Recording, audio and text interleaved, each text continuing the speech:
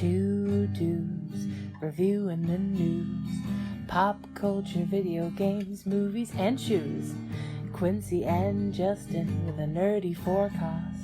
So stay a while and welcome to the Ugly Mugs Podcast. Welcome to the Mugs Podcast. I'm back. Yes, he's back. I'm your host, Quincy. And you're the host, Justin. Thank you all for being respectful or not respectful, and fuck you. I don't care either way. For me taking Easter off.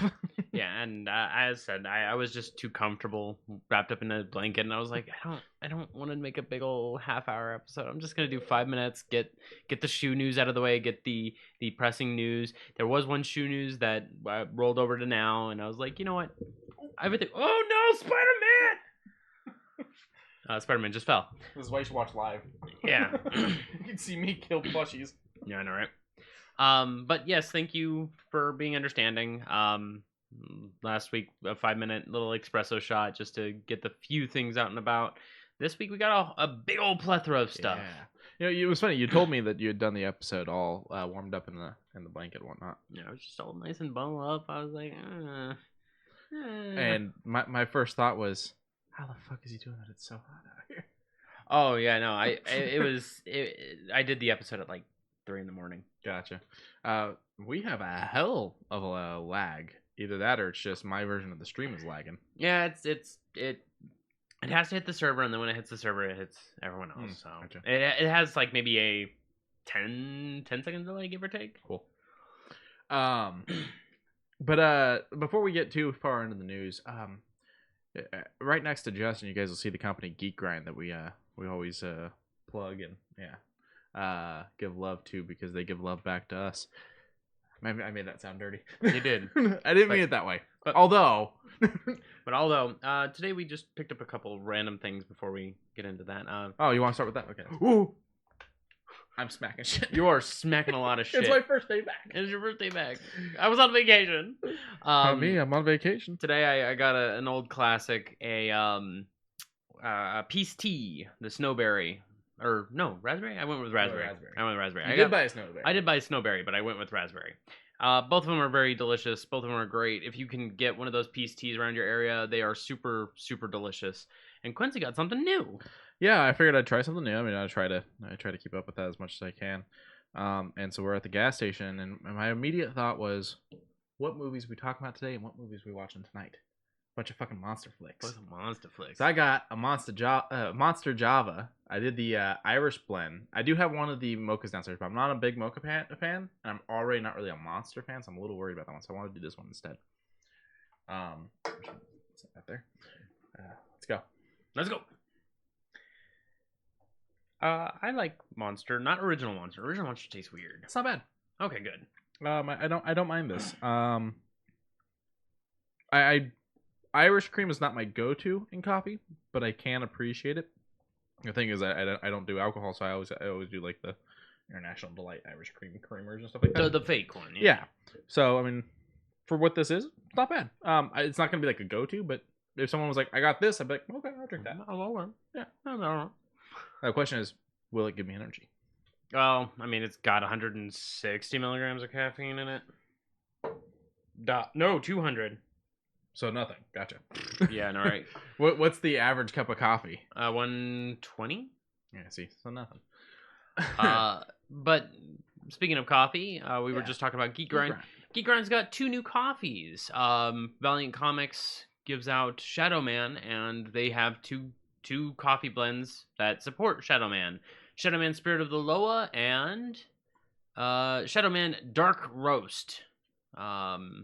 DARQUEROASTE. A very interesting way to spell it, but okay. I'm not mad at either one of these. You know, you got 2 new blends. Does it say what the blends taste like? Not really. It just says a voodoo spirit, and it just talks about it over else. Does it say on the front what it is? No, it doesn't. No. It just says a private blend coffee. Yeah. Well, try it and find out. Yeah, try and find out. I don't know much about Shadow Man. I didn't read a lot of Valiant. I own some Valiant comics, but I didn't read a lot of them. And the company officially died, and then came back. And then we were supposed to get a Valiant cinematic universe, and then that never really happened. And then we got the weird Bloodshot movie with Vin Diesel. And that's getting a sequel, so I guess it did well. It did well. Okay. I mean, yeah, I've got maybe 2 Valiant comics in my box. Like, yeah, it's very uncommon. But just some background on this character real quick. First appearance was in 1992 in Exo Manowar, so that's before he actually got his own comic. But right after that, his comic would come out, Shadowman #1. Both are May 1992. Creator is Jim Shooter, Stephen... Damn... Freaking Windows. Stephen Englehart and Mike Manley. Manley? Manly? Manley. It's I can't see. right there. Yeah, Manly. Yeah, Manley. It's Manly. with the E and the Y. I It's wasn't Manly sure. Man. He's got partnerships. He's got abilities. He's got a little bit of everything you expect from a hero. So go and check it out. You never know. It's always good to branch out of the mainstream Marvel DC because sometimes you find that a golden egg for you. Yeah, I mean, even though they are Marvel, I think the Goon is Marvel. They didn't start off Marvel as far as I recall. No, I think the Goon is pulling it up right now. Okay. So the Goon does not say. The comic book series written who publishes it? Because I don't think it's Marvel. History. Well, what's at the bottom? It's Dark Horse. Dark Horse Comics. Okay, yeah, I didn't say that before. So yeah, original publishers. It looks like it was Avatar Press, and then That's it. Albatross Exploding Funny Books, and then Dark Horse Comics. Okay, so it was Dark Horse then. Okay, but even still, they were independent before they got picked up by a bigger company, and it's one of my favorites. The Goon is up there as far as I have 0 through 4 of the trades, and it's up there as far as favorite comic books. I know that there was supposed to be a movie, and I don't know if it ever. Really? Yeah, I don't. I would love to see a Goon movie. What happened with that? Let's see if the interwebs film. In 2008, they announced the Goon official site for CG animated film The Goon to be produced by Blur Studio and David Fincher and written by Eric Powell.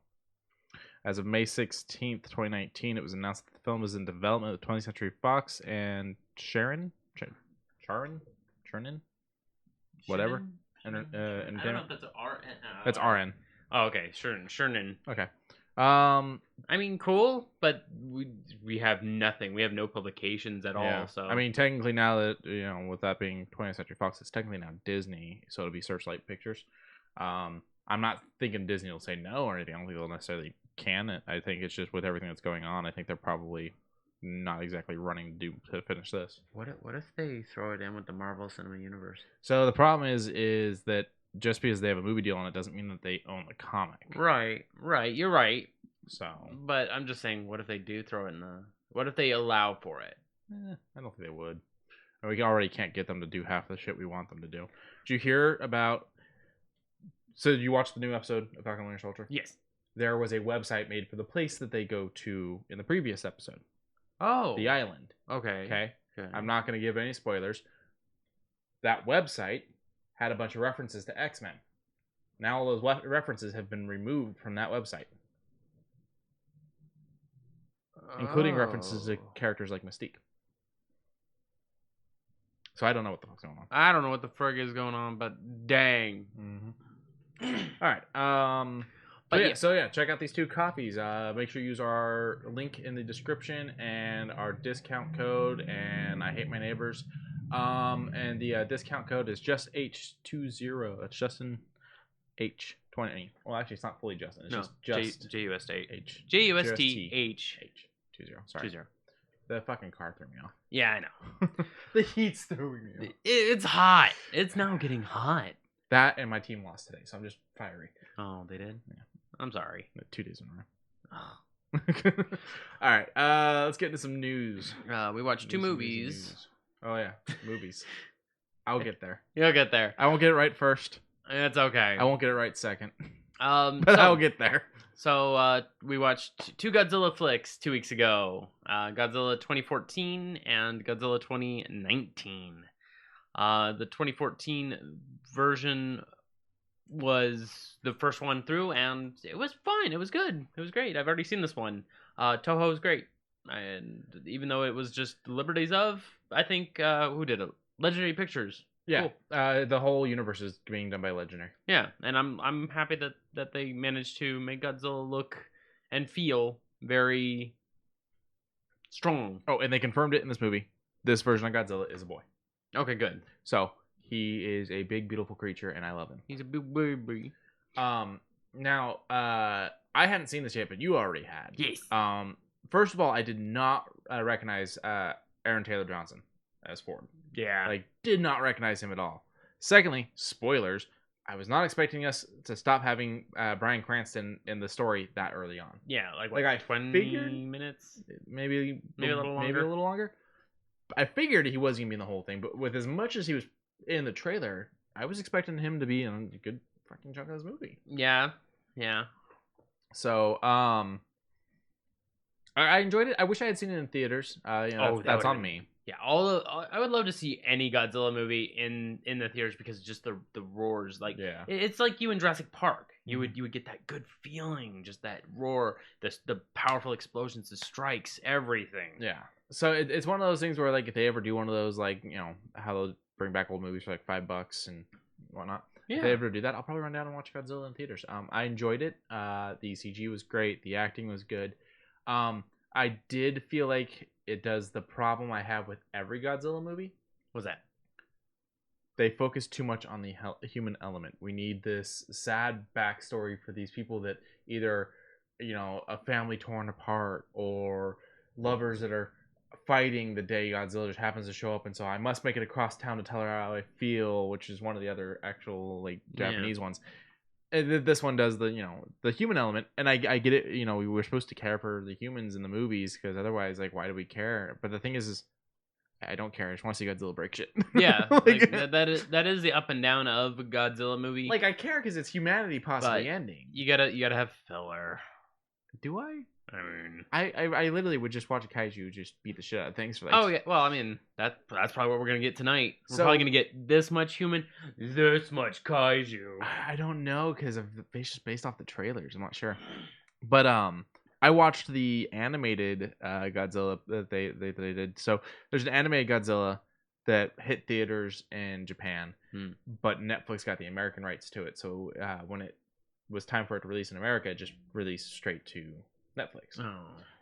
And they did the creator did it's 3 movies to do the story. I've only watched the first one of the 3. I watched it when it first came out, and I just never got around to watching the other 2. It's pretty good. The concept is Godzilla was too much. We couldn't stop him, so we took off. We built a big spaceship. We took what was left of humanity, and we launched off into space. We waited like 300 years, and now we're back because we figured Godzilla's gotta be dead by now. But he ain't. He ain't. And there's other shit going on. The world's changed and all that. Wow. Things are fucking crazy. And that was really fun, but that one starts with a solid like 10-15 minutes of like you have to understand that this guy that's the main character, he saw the plane that was supposed to bring his parents to the spaceship get destroyed and his parents killed by Godzilla right before he launched as a kid. I'm like, I don't care. Can we just go to the kaijus, please? I don't care about your sad backstory that seems pretty interesting. I'm sorry for them, but I gotta go. I gotta see that. It's one of the reasons why I haven't sat down to watch Pacific Rim yet, because I'm like, that one 100% is going to have a human element, and I'm okay with that because that one's kind of got to, because someone's got to do the robot. Yeah, but how much of it's gonna be human element is what I'm worried about. I think it's I would say the first one's 50-50. The second one's like 30-70. Human element 30?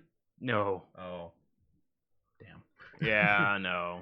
But I enjoyed this movie. It's sitting at a 6.4 out of 10 on IMDb, 76 on Rotten Tomatoes, 3 out of 5 on Letterboxd, and 83 from the Google users, because Google users love almost everything. Yeah.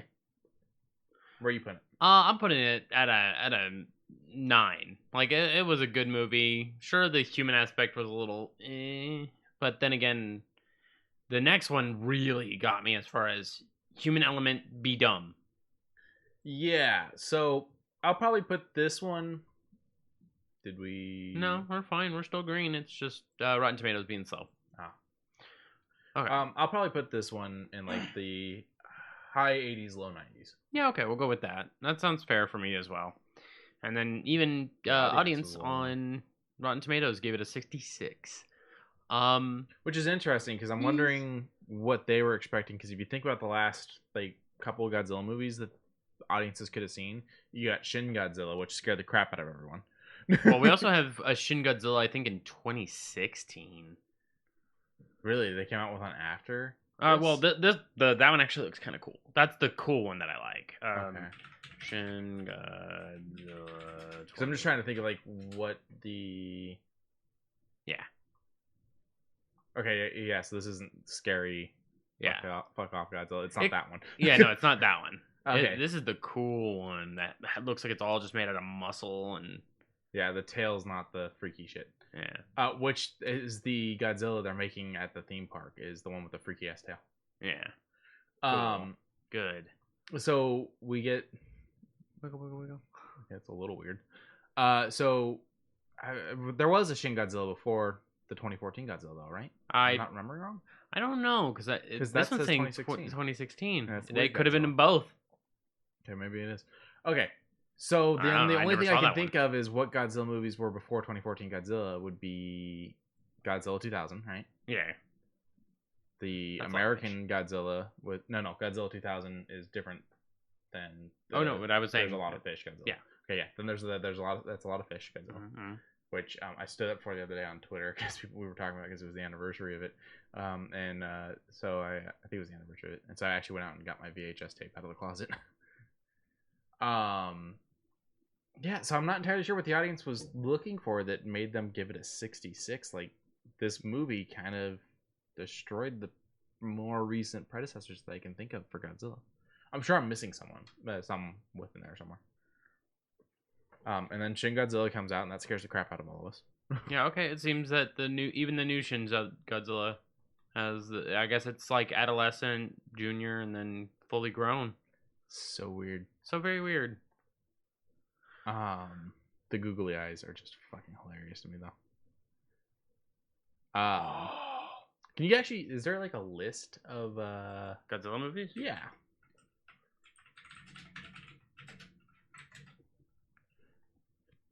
The Godzilla timeline. That looks really beautiful, actually. Thank you, Redditors. Okay. So it has different continuities because that makes sense. Mm-hmm. Because these are the spin-offs over here. And then you have the Kiryu saga, the Heisei, and then the Showa. Okay, cool. Have you ever actually I'm sure you have. You've seen the original Godzilla. Oh, yeah. That one's much more serious than its predecessors. OG Rodan and OG, like, Mecha Godzilla. Mm-hmm. Like, those two are probably one of my favorites. Son of Godzilla, he's kind of goofy looking. He's really goofy looking. He's adorable. Yeah. Ghidorah, the three-headed monster, even though he is one of my favorites, the original's kind of weird. Yeah. And then the return of Ghidorah is a good one, too.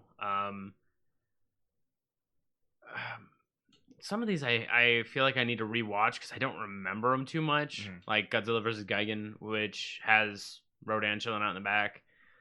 Godzilla vs. Space Godzilla, I've never even seen. All Monsters Attack, which I'm assuming that not part of a canon or a continuity. Oh, and then there's Resurgence, which I think is Shin. Yeah. I mean, I think this is like King of All Monsters kind of thing. Well, there actually is an original King of All Monsters. And then there's that, which had Gargonaut type of thing, shit like that. I learned something when we were watching these movies, though. I didn't know. I always thought Gamera showed up in one of them. It turns out I was wrong. Gamera never showed up in any of the Godzilla movies because Gamera is actually made by another company as their competition to Godzilla. Like, it's the direct competition to Godzilla. Interesting. So it's not Toho. Yeah, it's not Toho. It's another company that was like trying to compete with them. When we were looking at all those that were rising up in the second movie, we were like, what's that turtle looking thing that's part of the mountain? Yeah, it was just some turtle. Yeah. Frankenstein versus Baragon. I know how to read. Interesting. Or there's the gargantuans or garganauts or whatever you want to call them. Wow, and then you got this one with the dude front and center. I'm like, no.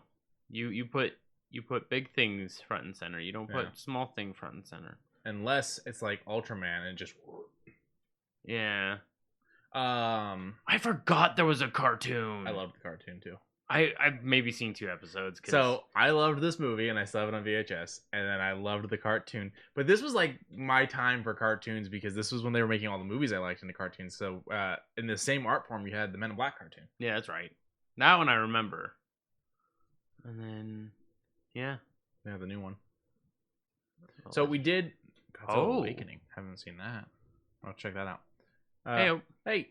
So we did technically watch these out of order because I wanted to do the 2 movies that were going to have Kong together, and I had done my research and knew that we didn't have to worry about like spoilers from Godzilla, King of Monsters, spoiling Kong Skull Island. So that's why we did the 2 Godzillas together. Yeah, this is going to be 5.5 hours of movies night. Really? Well, both movies. Between Kong Skull Island, 2.5, and Godzilla vs. Kong being almost 3 hours. Is it seriously that long? I didn't realize. Yeah. Kong Skull Island, 2 hours. Oh, and then, 5 hours. Because Godzilla vs. Kong is 2 hours 53.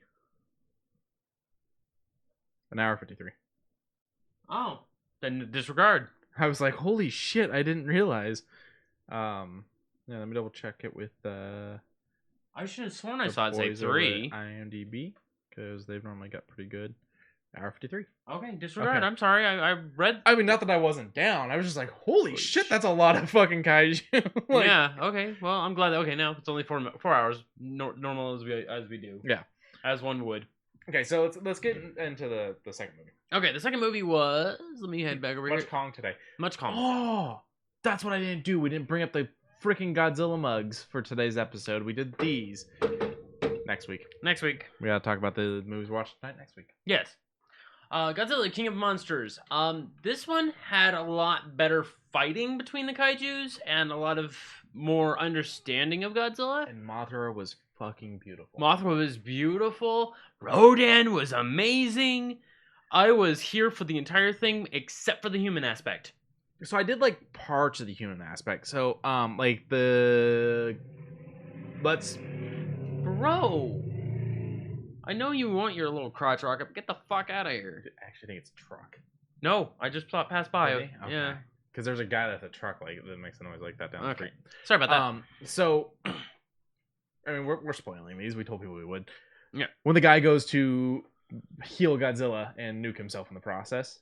Yeah. I kind of like that whole thing because he'd been the guy that's like, I believe in Godzilla. Plus, he had lost like his best friend and whatnot. He lost everything. Yeah, he had already lost his son and all that shit. He had, he was losing people close to him all over. So him sacrificing, I did like that part. That was good human aspect. Yeah. Shikawa, I believe his name was. The stupid human aspect was just stupid human. Yeah, it's like I could. Not release these monsters, but, it's an evolutionary thing. Click. And it's like, wait, what?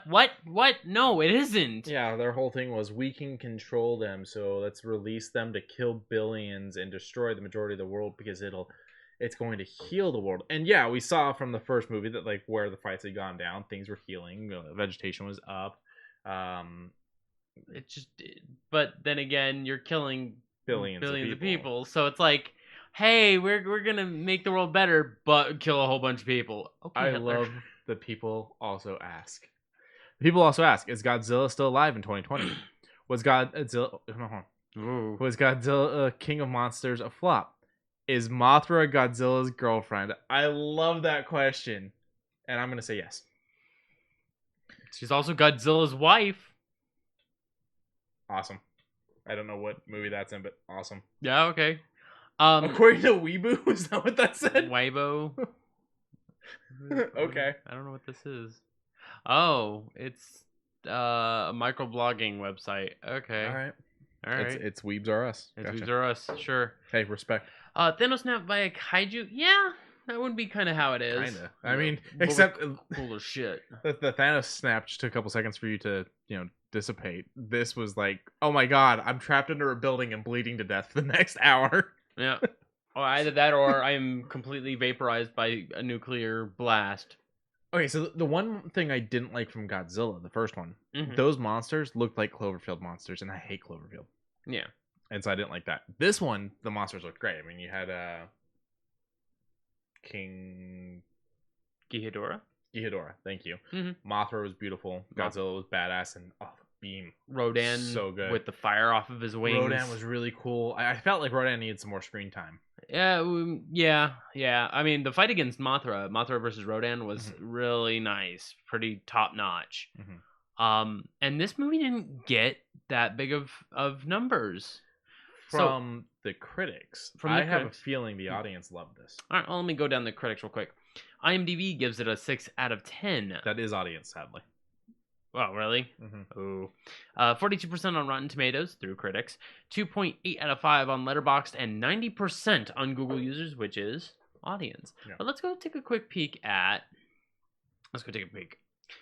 Load up a little bit quicker, please, Rotten Tomatoes. They're running slow now. I wonder if they're having a server issue. Maybe. Too many people are coming to yell about some movie somewhere. What is today's... No, Nothing's new. 83%. 83. So that's a lot better. So it's double the critics almost. Yeah. And it actually outdoes the previous movie in ratings from the audience. Now, my thing with it is all the fighting, kaiju, all that shit. The more we learn about the lore and whatnot. Oh, yeah. We saw about Godzilla's like home and all that shit. Godzilla understanding humans when the weapons went power down. Godzilla was like, okay, I understand that you now understand me. Cool. That's all fucking 90% for me. I'm up there. That's probably even higher than the previous movie for me. Oh yeah, but then the human aspect. Yeah, then you get the dumb chick who's like, I'm gonna release all the monsters because there needs to be something. All that was so unneeded. It was could unneeded. Just be that like they got activated just by getting activated because of solar flares. Those are nuclear radiation. Either that, or they just try and activate one good one, and it turns out they picked a bad one. And all of a sudden that has the power to reawaken shit. Like there are so many interesting things that could have been done with better writing, even like MacGuffin style, like I'm actually evil, click, that kind of thing. Yeah, that would have been cool if she turned out you went full Cobra Commander for that. That was perfect. You boss. Chat says, wait, who was the person that officiates the marriage between Mothra and Godzilla? Well, I would say King Ghidorah if it wasn't for the fact that that's a bad guy, because if it's a king, they can officiate. Mechagodzilla. Mechagodzilla. Mechagodzilla. They put the priest band on his neck. Ultraman. Yeah, why not? Either Ultraman or what's the other one? I'm a fan of it, and I don't even know its name right now. It's a Sentai. I don't know. There's Super Sentai, but then there's the other one, Kamen Rider. Okay. Yeah, they could have had a Kamen Rider, a whole entire slew of them down below. Why not? I want to know. Was there a veil? I haven't seen whatever makes that canon. So I don't know. I don't even think it. Maybe it might be canon. Maybe it might not be. It seems like it's on a microblogging website, so it's hard to say. Yeah. But even still, this was a good movie. I enjoyed it, but it's lower than the original. It's one of those ones where it's like I'm gonna go Google the fight scenes. Yeah. It's Kingsman 2. It's not that it's a bad movie. It's that there was a lot of good fight scenes, bad talking. Yeah, extra stuff we didn't need. Yeah, give me the fight. God, freaking Kingsman 1. It feels like Eggsy just kept slogging it along. I'm like, show me the old guy that beats the shit out of the people in the pub again. Like, I mean, it's an origin story. You have to have a little bit more of that. I get it. It's like I had already watched the origin story. I don't need a bunch more origin shit in the sequel. So King Monster is actually the 35th film in the Godzilla franchise, according to Wikipedia. That's interesting. When we're watching the movie, though, we get to the credits and there's a song. A Blue Oyster Cult remake. Yeah, done by with Surge from System of a Down. and it was pretty good. It was really good. Yeah, I added liked it it. to my playlist. And the original. Yeah, I have the Blue Oyster Cult one because I'm very much like that. It's like I have Blue Monday. Oh, okay. I have the original. My only problem with the original is it takes them like a minute and a half to actually start the fucking song. And then I have Orgy's cover, Oh, okay. which the guitars are a little harder. They don't take as long to get into the song, but it's freaking amazing. So I have both. I have a lot of respect for the originals normally, and then normally there's like a remake that I really like. So like his name and I don't. The guy that remixed a bunch of Elvis music. Oh, god damn it. I can't remember. Yeah, I do know his name, but not right now. I'm fixing it. I'm finding it right now. We're fixing it. Finding it. It's been I'm 2 not- weeks. Google's going slow. There it goes. That's not the one I was looking for.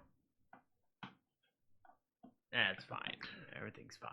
Well, either way, I like Elvis. I have the original version of the song. I also have the remix version, which basically is it's Elvis's lyrics, just modern flair on the music. I eventually want to sit down and do a kaiju marathon. We won't be able to do it for movie night, but there will be a day where I just sit down and I just watch all the fucking Godzilla movies. Just go. Yeah. Okay. Godzilla. They're all there. Well, most of them are there. Or is it like when people marry animals at the zoo and the animals have no real idea? I mean, it might be. I mean, at least for that's like they're trying to be cute about the fact that they're trying to get these things to mate to save the species. I don't think Godzilla and Mothra are mating. I hope not. That would be a very weird looking child. I don't know. I want to dial back though, and I want to talk about the 1998 Godzilla film. Okay. You don't like it. I didn't say I didn't like it. I just don't like some of the aspects of it that make it's like a 5 out of 10 for me. I'm not saying it's a perfect movie. Oh no. I do understand it has problems. Yes. And I understand one of the big problems is the way that Godzilla looks. And also that they have kids that run around trying to eat people. Yeah, and I'm like... It was an interesting way to try to deal with the human aspect, because it's always been like, little itty bitty thing, big giant monster. How do we give the little itty bitty thing something more to fight? Well, we give them a really big-headed raptor. Yeah. Oh, yeah. That 5-head ass. This movie holds a special place, and so I think that's my thing. It may be an absolutely terrible movie, and I am just blinded by how much of a special place that this movie holds for me. I mean, yeah, nostalgia goggles doesn't necessarily blind you. It makes you pine for what you enjoyed back in the day. It doesn't. I don't even know that I can necessarily call it nostalgia, because what it is me and my grandfather would watch Godzilla films and all the other kaiju movies, and the man basically never changed the channel off of 45, which is sci-fi out here, unless it was to watch a Cubs game or to watch WWE. Other than that, he was on sci-fi. He just loved that kind of stuff. So we would watch all these kaiju movies and Godzilla movies and whatnot. So when that one came out, he went and bought me the VHS. Dating myself. Which I still have. I even had the lunchbox for this movie, which I don't have anymore, and that actually kind of makes me sad. So like this movie held a special place for me. It was also the very first movie that was actually mine, that was a adult movie in a sense, because it wasn't like, oh, yeah, I had Lion King, I had Aladdin and whatnot. My mom bought me Disney movies, but this was my first movie that wasn't a kid's movie, that was legitimately mine, not my mom's VHS that she lets me pop in, but this was my movie. So it holds a special spot for me, and so I will watch that movie till the day I die. It may be absolutely terrible, but you don't know no better. But I don't know no better. At least I will admit, I know Super Mario Bros. Is bad. Okay, yeah. Okay. That's a bad movie. That's a pretty bad movie. And it's fun to watch because of how bad it is.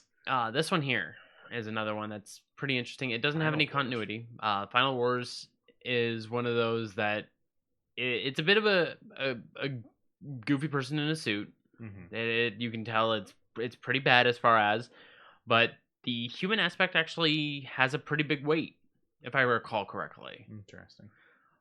It's not, of course, not connected to anything, so it's just one of those random throw it at the wall and hope that it stuck, and it kind of stuck.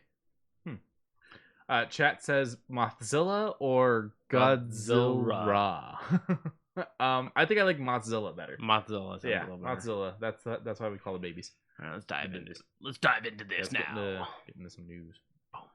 Oh wait, before we do that, Oh. obviously we're watching Kong Skull Island tonight, and we are watching Godzilla versus Kong. Yeah. This has been a hell of a week to not just sit down and watch it. I'm like, I have to wait for Justin. I can't watch it without him. I've had a few friends who are like, "Have you seen it yet? Have you seen it yet? Have you seen it yet? Have you seen it yet?" Lauren's pretty excited for it too. Good. All right, getting into some news. All right, OtterBox. Yes. Phone case company mostly. Yes. I've had their waterproof phone cases. They're pretty good. Yeah, they're pretty alright. They even actually developed a way that you can put your headphone jack, like plug your headphones into your phone while it's in that case, and your phone is still waterproof while using your regular headphones. So, pretty good, decent company. I like their phone cases. I don't have a phone case currently, but I'll probably get one eventually. They're doing grips / case. Like, it's not exactly a full case. It's a grip system for controllers. And the debut one that I saw was this new one for the Xbox controller. It's the Easy Grip controller shell. It comes in 3 different colors. My problem is it's almost as expensive as the controller. Yeah. Just so that way you have something that's protected. Does it make it? No, it can't make it waterproof because there's No. Yeah, you have still access to all the buttons. This one kind of looks Buzz Lightyear-y. A little bit. But they come in off slate metallic. The colors. Oh, right deep dark web black and silver metallic, dreamscape white with gray, and galactic dream purple with glow in the dark. I love that it's galactic dream purple, and you said it was Buzz Lightyear-esque. Yeah. So they were definitely going for a spacey look. Yeah. That would actually probably be the one I get. Really? Yeah. I like a little bit more color. I don't like the mute. My favorite controller right now is bright red. Yeah, I wouldn't. Well, that would be a contrast. That would be bad contrast. Yeah, no, I would put that on I'd probably go and get the white controller for that or something. I wouldn't do it on the bright red one, or maybe the blue one. I've always wanted to get the blue controller. Oh. The problem I have is, like I said, this thing is like $40. It's the same price almost as the controller. It's like $10 cheaper than the controller, unless you can buy the controller on sale, which happens every now and then. I'm sitting here trying to click collections. Can I click? Thank you. I think it's just phone cases. Yeah, I know, but I wanted to see what they had for, because it said that it had something for Marvel, and I was like, what? Can you go back in there again? Cases, collections, Marvel, and then I clicked Deadpool, and it was like, nah. Oh, there we go. Okay, so it's just little tiny symbol things. Yeah. Cool. Good to know. The Guardians collection looks interesting. Would you consider buying a case for your controller though? Is that something? No. I'm careful with it. I'm okay with it. Yeah. There's, I don't eat Cheetos and play. I do, but Chopsticks. yeah, chopsticks or do the dump method. Yeah, I definitely do the dump method with a lot of stuff. Yeah, because then if you do the dump method, you don't have no problem. Or just glow in the dark. What you do is you just connect the straps from your face mask to the side of the bag and up to your ears, and you just eat like a horse eating oats. Would you do a glow in the dark Spider-Man one? Phone case? Yeah, probably. My thing though is I prefer the wallet cases because you like you're having it flip open. Yeah, but I like that it's also kind of an extra protection on the screen. Because a lot of these cases are designed like, we'll just have the glass protector on your screen. I'm like, the glass protectors do work to an extent. Yeah. But if I also have a layer of leather there with the glass protector, my screen's going to be good. Although I pay for Apple Care, I might as well just break the damn thing.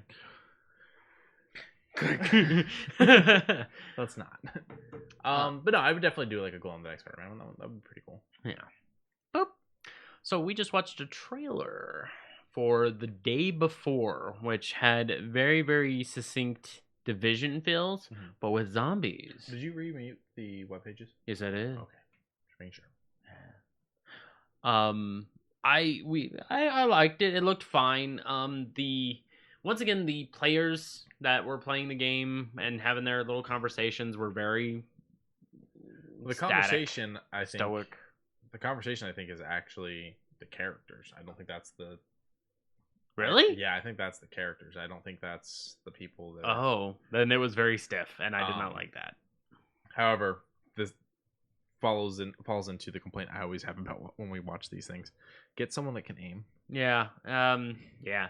The gunplay looks like an average run of the mill over the shoulder shooter. It was fine. It was okay. There was nothing too out of the unorthodox up until the last minute of the trailer, where you see your first undead being running at you, and dispatched him, and then he runs into this office building, and as he's about to go down this long corridor, just a plume of zombies come running in, Nice and horde. he hooks that right into the elevator, and I'm like, all right, you didn't have me near the beginning. I was like, this seems kind of cool. This was obviously your thing because of the theme, which is Christmas city, post-apocalyptic, having the Christmas music, that kind of thing. Shooting zombies, yeah, people to shoot. Yeah. Like this is all is a nice little mixture for me.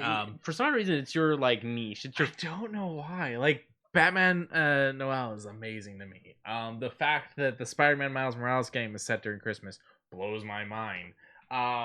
Batman Arkham Origins being during Christmas is like the greatest thing. I have the version of Carol of the Bells from that game on my playlist. Mhm. Which also Carol of the Bells is also my favorite Christmas song, so that just really worked twice for me. Okay. So, but I mean, this immediately had me drawn in. I do worry because I look at it and I'm like, okay, it looks a little bit like The Division. it does. That's fine. I enjoyed The Division, which is another Christmas shooty one. But this one seems to scale it back to where you're not looking at gear numbers. You're not looking at what's better than this. He just put on a cowboy hat and just said, I'm good with this. Yeah. You know, I'm like, there's no stat numbers. There's nothing to look at there. And I'm like, but then that kind of means that there's not much for progression, Mm-hmm. you know? I am a little worried about, because they're like, oh, you have like a camp or a base or whatnot that you can go and you can like trade and whatnot. My whole thing is it going to feel like I'm just always just barely surviving in this world, or am I going to feel like I'm doing something in this world? Right. Because that's what I liked about The Division. That's what I really liked about The Division 2. Mm-hmm. Was as you did missions, things actually changed in the world and stuff. Okay, this is in the same game. So, I mean, you can go out and about. You can drive around. It seems that you can traverse really rough terrain. I mean, that's kind of cool. Let's skip ahead a little bit. Let's see if we can... Ooh, okay. This is my area. Being out in the middle of ass end nowhere, and then all of a sudden you get like the opening scene of Resident Evil 2 remake. Okay, so you said ass end nowhere, which already had me giggling. But then I was just kind of thinking because like you're talking about the Resident Evil thing and like the zombies just suddenly showing up. I have giant Santa Claus on the. That's cool. Yeah. So, okay. But immediately, for some reason, I just thought of like, what would be the funniest way for you to know the zombies are around? And my mind immediately went to a zombie just kind of poking its head, a wacky waving inflatable arm flailing tube man. Yes. A zombie just suddenly poking his head up out of the bushes and just going, boo! Hello there. Just like, oh shit. Oh, that was cool. He just was chilling out in the driver's seat. That was a waste of ammo and way too loud. Yeah, so now you got runners. Yeah. And we already have a problem with runners, but this is a virus. Aim. So, what are you aiming at? The damage is a normal red screen damage. He got hit from behind and just kind of. And there's a bar. There's a bar down there. Yeah. There's a bar down there. But I'm saying to like let you know you're taking damage. Ooh, God, bro, hold the gun.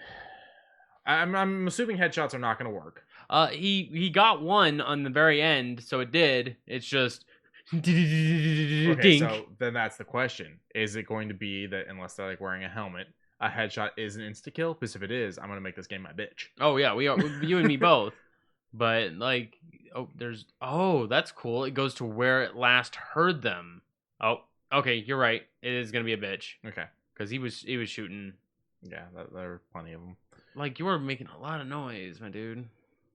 Ass end of nowhere, all the zombies and insurance salesmen. Yeah, I know, right? It's strange how you just you go out in the middle of nowhere, you see either a zombie or an insurance salesman. Never both. I'm not saying they're zombies, but have you ever seen them in a room together? I know, right? See, this whole thing, this is just doing it for me. Like, if they add, there was a snowstorm we saw coming in the other plus. trailer, so like elements is a problem. But my question is like, is there going to be actually like a weather? Because when they added weather to Fallout 4, I got super excited, but they never added snow, which pissed me off. And now they've started to roll out weather a little bit more on 76. And I'm like, you add snow, I'm gonna lose my mind. This is amazing. And I don't know if it's because I've lived in a fucking desert for too long. I don't, maybe that's why. Maybe. But I mean, I used to live in a place with snow. Bibsy. And Did you hear about the Peep Pepsi? No. So Pepsi released a Peep Pepsi. You had to win a contest to get it. They just called it Pepsi cross Peeps instead of calling it Peepsy like they should have. I think because of the PEE, I think they would have been like, no, don't make fun of our name. Maybe. They're thin-skinned when it comes to their advertising. I mean, it was like they had to fight people with scratching part of Pac-Man out on the machines. Yeah. But this game looks interesting. This is what I'm gonna follow. Days Gone was one I had followed and then just never got. That did come out, right? Yeah. Okay. It was on PlayStation only, right? PlayStation Plus a little bit ago, but if you're already gone, I would love the one zombie that can sell me a better medical insurance coverage. Yeah, I feel you. Yeah. Peeps, little tiny sugar-coated marshmallows that are shaped like either ducks or they're chicks or rabbits. Well, it's like a cartoon bunny. Yeah. The chicks at least look like chicks. Yeah. He can pull up a photo if you want. It's a stupid Easter American thing for some reason, and we eat them like crazy because we're sick individuals. We are, and also you can instead of using marshmallows, you can use Peeps, so that we even more sugar for a Rice Krispie treat. Peeps are gritty. I'm not melting that down to make a Rice Krispie treat. That's just gonna be a gritty Rice Krispie treat. Oh my god. We are literally insane. Yes. We are literally fucking insane, Quincy. Is that a pretzel? Yes. In a Twinkie car. Interesting. There's a reason why we're the fattest country. That is the most disgusting root canal in the making. Yeah, I know, right? I gotta go. There's also a cereal. Oh, there's a cereal. Yeah, there's a Kellogg's Peep cereal now. There's a Sour Patch Kid cereal. I don't know if you know about that. I was talking to Lauren about it. She says that they still use the same stuff to make it sour, which curdles milk. What is it? Citric acid? Something like that. I'm not sure. Do I look like a scientist to you?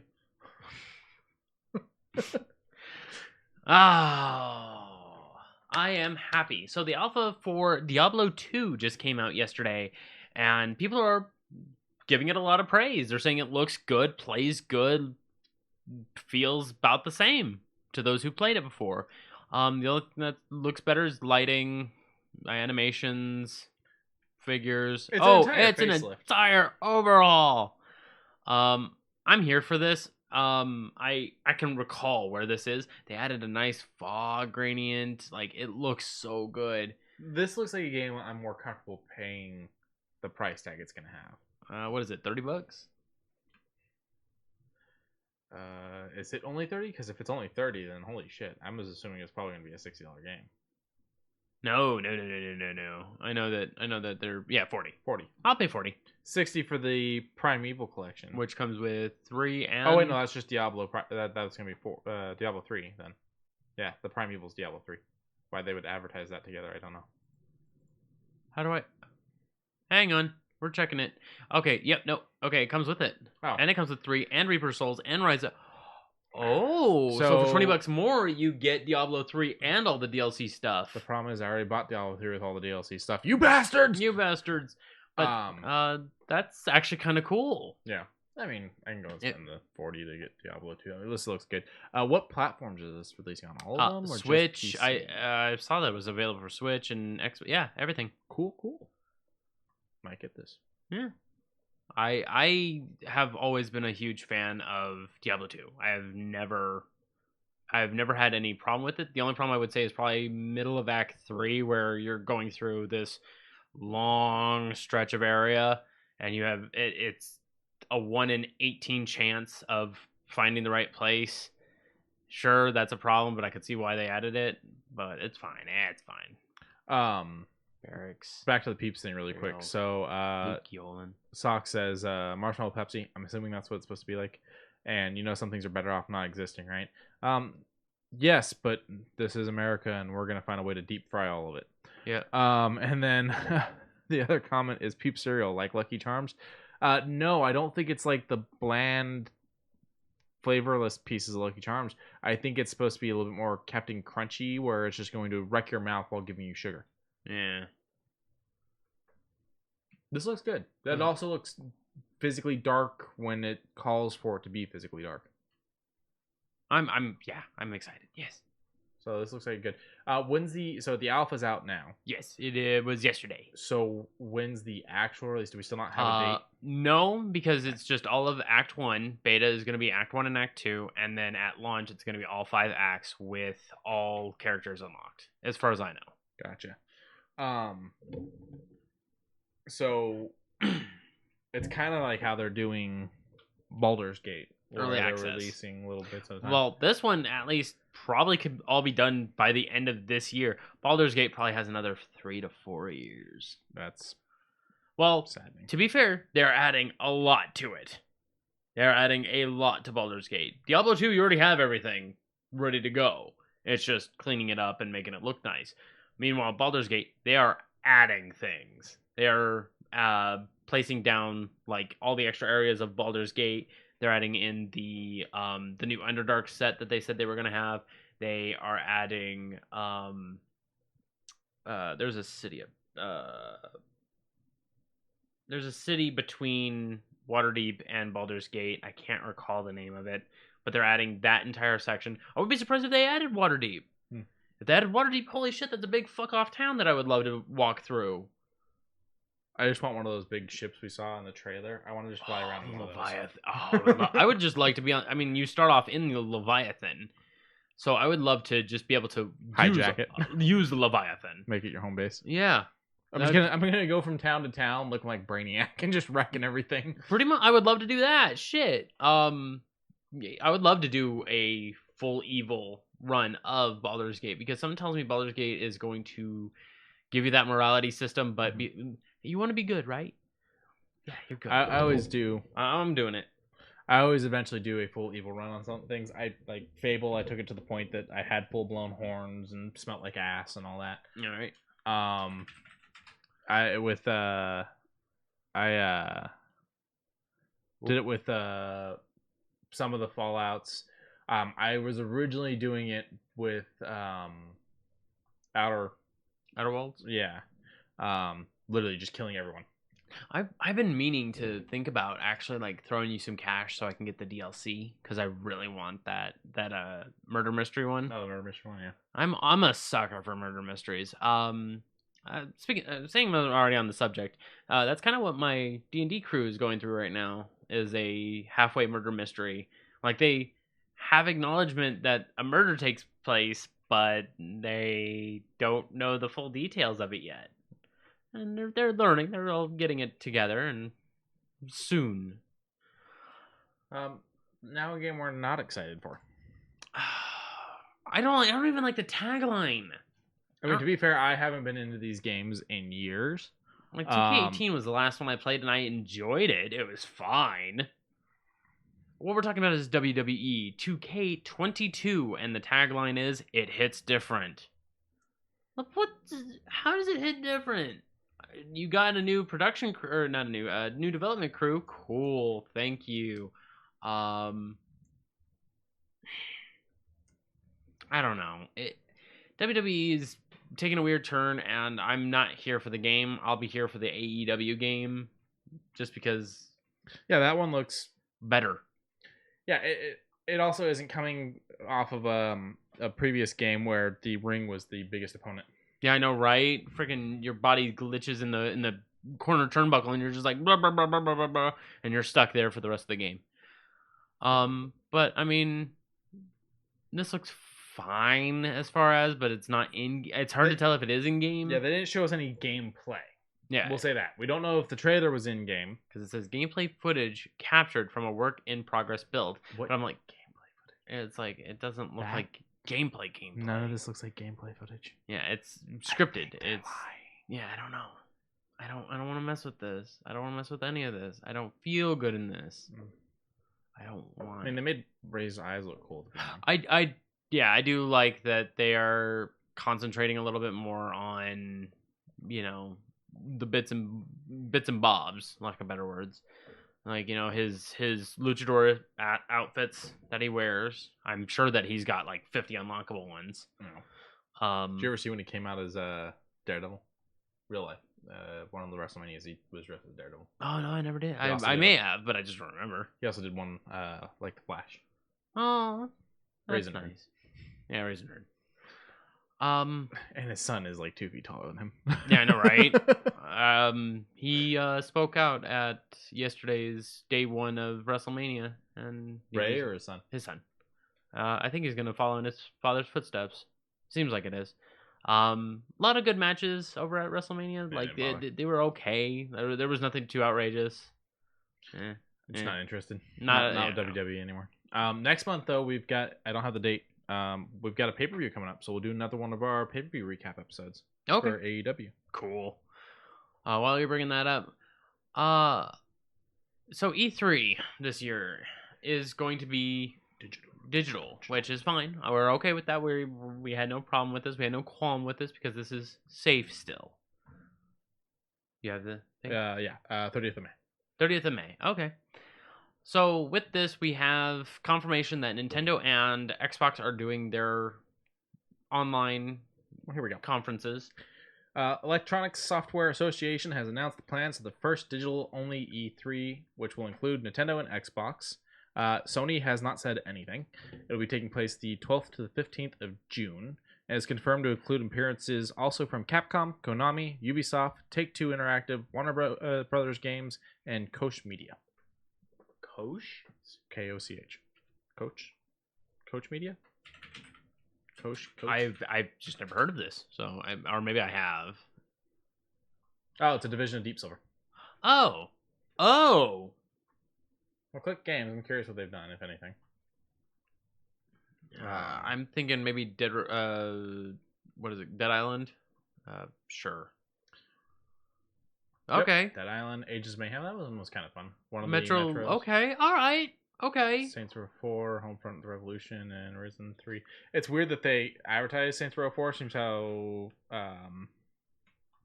Saints Row isn't done. Ages of Mayhem was the next part. But like there was a whole thing where like the reason why like they destroyed the Earth in one of the games and Gat went to hell and all that shit was because they sold part of the company that was represented in all the Saints Row games, and so they had to like kind of do a clean slate so that they could get rid of like an IP they sold. Mm-hmm.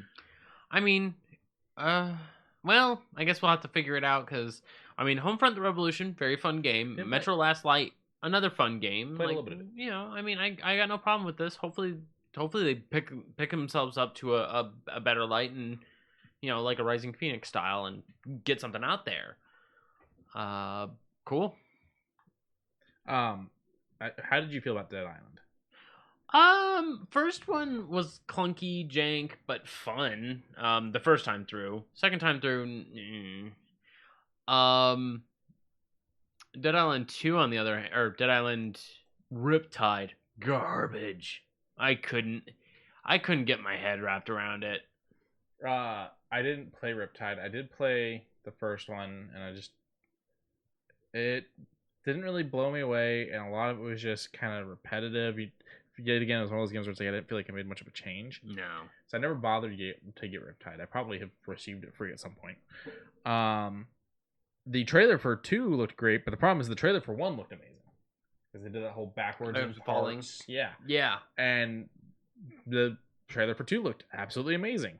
Where the fuck is 2? The guy running down what looked to be South Beach-ish, right? Yeah. Or Venice Beach, the near a beach, running with headphones Venice could have been Miami. And as he's running, some zombies attack someone else behind him, and he's just not a care in the world up until maybe the last 20 seconds, and then he gets bitten, and then it cuts to him running down the same runway, just shambling. Yeah. And I'm like, that's a really good trailer, So, do you know when that trailer came out? 7 years ago. 2014. 7 years ago. Also, somehow it has a rating from GameStop. The game. The game's never come out, but it's got a 4.2 out of 5 from GameStop. Click it and see if it's Riptide. If it's talking about Riptide. Okay. I'm putting dollars to bills that it's talking about Riptide. No, it isn't. It's actually talking about it. Yeah. Ew. Someone put a rating on something that doesn't even... And it's got a gameplay trailer? What? Yeah, but I think that came out just as long ago. Yeah, it did. Yeah, sure. Now, that one's not being done by Coach or however you say that. That one's actually directly Deep Silver, and then Jaeger and Sumo Digital. Yeah, I know Jaeger's still working on But them. yeah, the publisher is just straight Deep Silver on that. So I don't know. Oh, there was also the Escape Dead Island game, which I didn't play. Right. Yeah, no. I don't know. There's gonna be a lot of people talking. Devolver, I'm sure, is gonna just sneak in their own little thing. Yeah, I'm sure they'll do something. I don't know if you noticed the thing that I had mentioned to Devolver on Twitter. No, I don't pay attention to what you tweet. That's fine. I'm joking. That's fine. I just missed it. So Devolver said, hey, over on Humble Bundle, there's a bunch of our games on sale for our mediocre games. And I said, you do not insult yourself that way. Because 2 of those games on there are probably on my top 10 list, Mm-hmm. And I was like, you do not say that. Hotline Miami's them, right? Huh? Hotline Miami? Yes. Hotline Miami. I've heard you suck that game's dick. Yes. Grease, the song that, or the game that got me to tears just on the feel alone. God, Devolver, I don't think I've ever ran into a bad Devolver game. I wasn't blown away by Enter the Gungeon.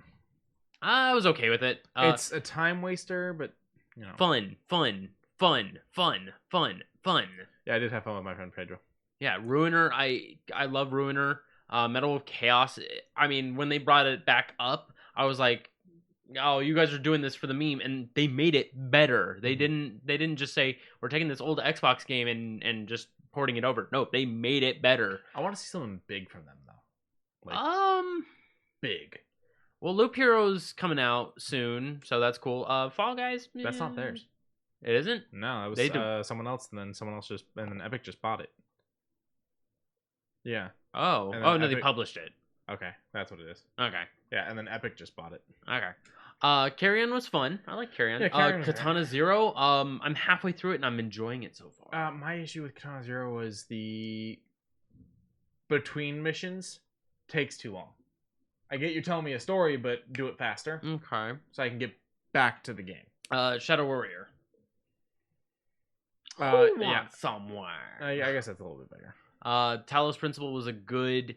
Now, if you want a good storytelling game, Talos Principle is a great storytelling game that involves a lot of religious principles. I've seen a little bit of the Talos Principle. That's one with the robot thing petting the cat, right? Yeah. Okay. I did not like Absolver. Absolver is fine if you get rid of the story aspect and just make it a beat 'em up. Exit the Gungeon, which is the sequel. It's a mobile game. Is it? Oh, I have no idea. That's on Steam. Oh, it's on Steam. Okay. Yeah, it's on Steam. Why do I keep hitting back when it's right there? Yo, it's your boy, guy who don't know how to use Google. Hotline Miami 2 is fine. It does nothing wrong. It's a good sequel, and it adds new mechanics to something that's as simple as Hotline Miami. I'm not saying that I don't like their games. I'm just waiting for them to do something big. Yeah, I'm just saying that I think they're doing big. It's just down the line, Because, I mean, all these games, I'm not seeing a bad one. Like, there are some that I just don't like, but it's not because, it's bad. It's because, Gato Roboto is coming off of Game Pass, so you get your last chance to play it. It's about to leave. Oh, okay. And then Luftrausers is a nice little $5 game on Steam. It's a great time waster. I didn't say at least their games aren't overly priced either. Oh no, They're pretty fair on the prices. Yeah, Stories Untold. if you like old 80s style psychological horror that puts you pretty much in a stasis of anything around you is what you're really working with. I and watched a Let's Play of this. Yeah, it's a great game. I recommend it if you're wanting a nice chill down the spine. Like using like a Commodore or something, right? Yeah, the first part's using a Commodore knockoff. Yeah. Part 2 is using a brain X-ray. What are they, like a concurrent MRI machine that you can actually like test things with. Thank you. God, I don't know if that. I'm hoping the mic doesn't pick that up, but there is a lot of traffic outside with loud engines. I think it's one guy. Yeah. What is it? And then the third part, you're at a radio station, out in the middle of some snow area, kind of the Thing-esque. Gotcha. And it's a great storytelling because it's none of those things. Mm-hmm. From start to finish, it is none of those things. By the end, you will be like, oh. So the chat says, is it bad now that we consider the best games the ones that make us feel, even if that's sadness? I mean, it speaks to the storytelling aspects. I don't see it being a bad thing. You going with Spiritfarer? I'm going with Spiritfarer. Like I'm actually avoiding this game because of how it's gonna make me feel. You know, I worry about crawling into it.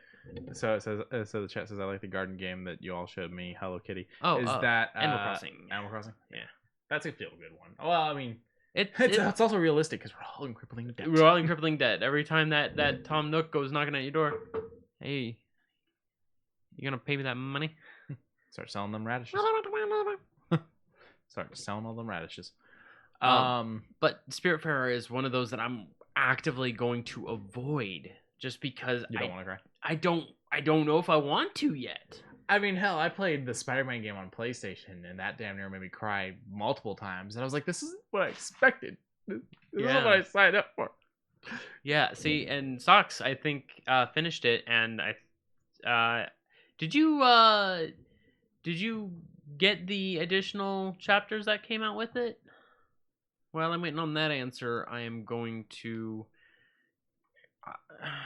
I mean, Devolver Digital is going to push some more games. Probably they're gonna try and promote their latest and greatest, which is Loop Hero and Shadow Warrior 3. They're gonna try and push those two, which I'm cool with. Those two are great games. Yeah, I definitely expect them to show up to this digital E3. Nice little toasty. Is he? Yeah, a little, not hot. Just it was weird because I was like, "What's hot over here?" I would like to see a few other. I don't want to call them sequels, but games like that. Like Carry On, I wouldn't mind another one like that.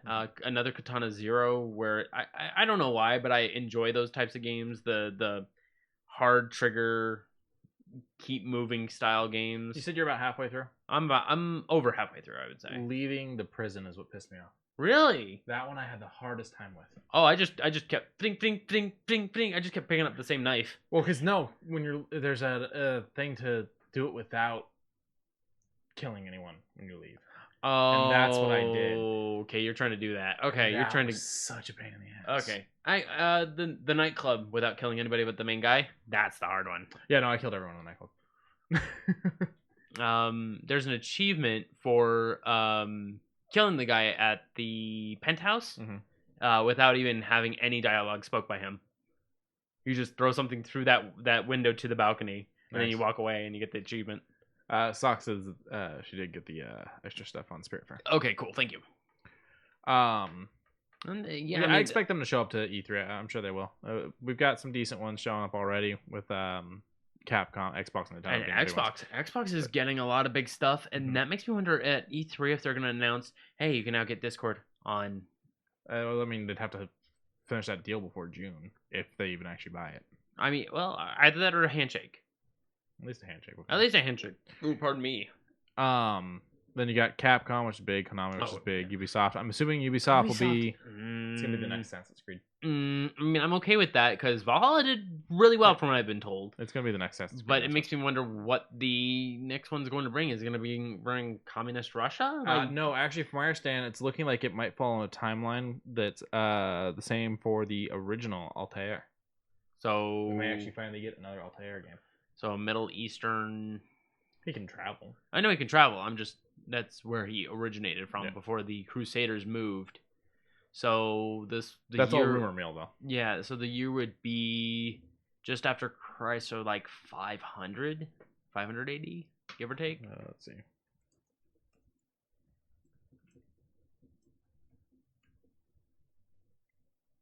Yeah, we're searching for stuff. Sorry.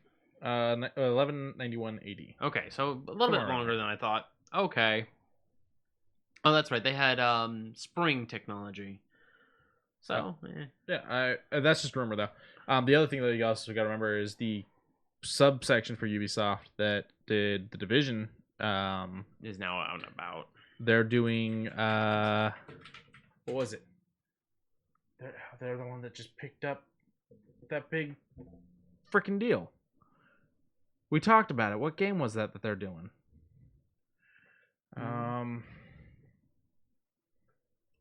The Ubisoft one? Yeah, the company that... Oh, it's Star Wars.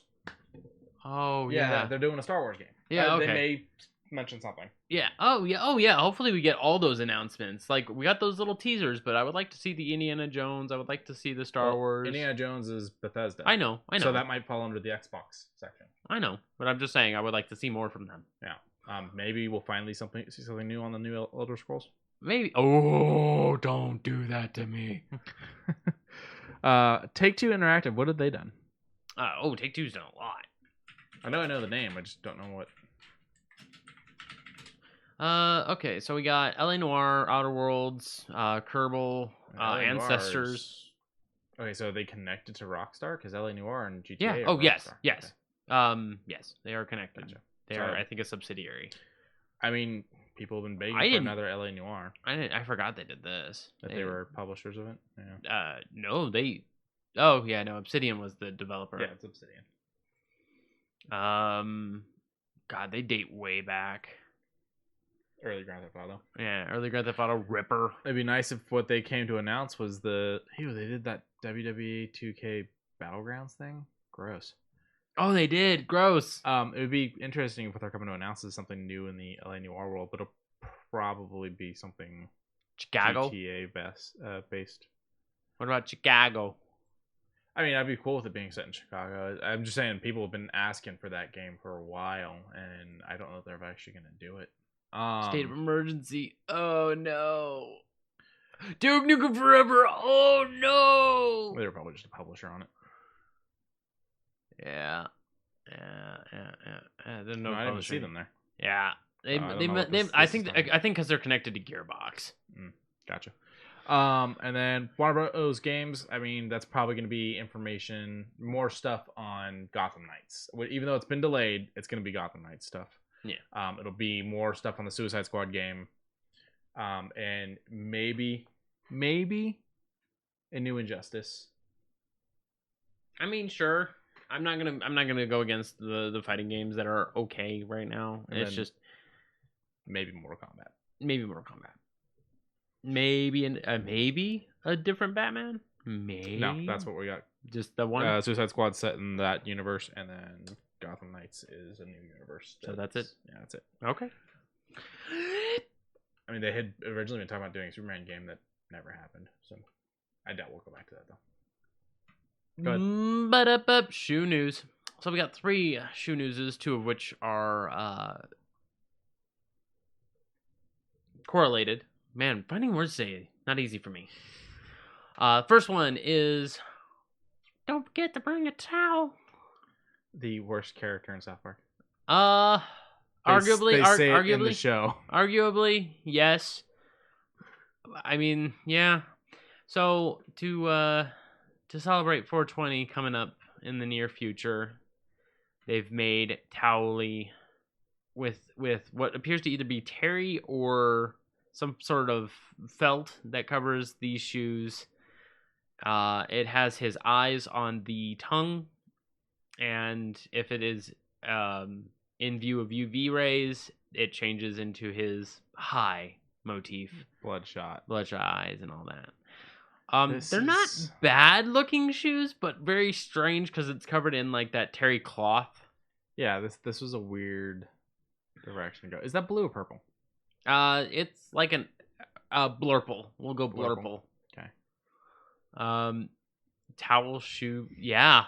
I mean, Good a little idea. bit of water gets in there. It's stuck there now Yeah, because that's what towels do. Chat's pointing out how terrible towel shoe being wet would be. Yeah.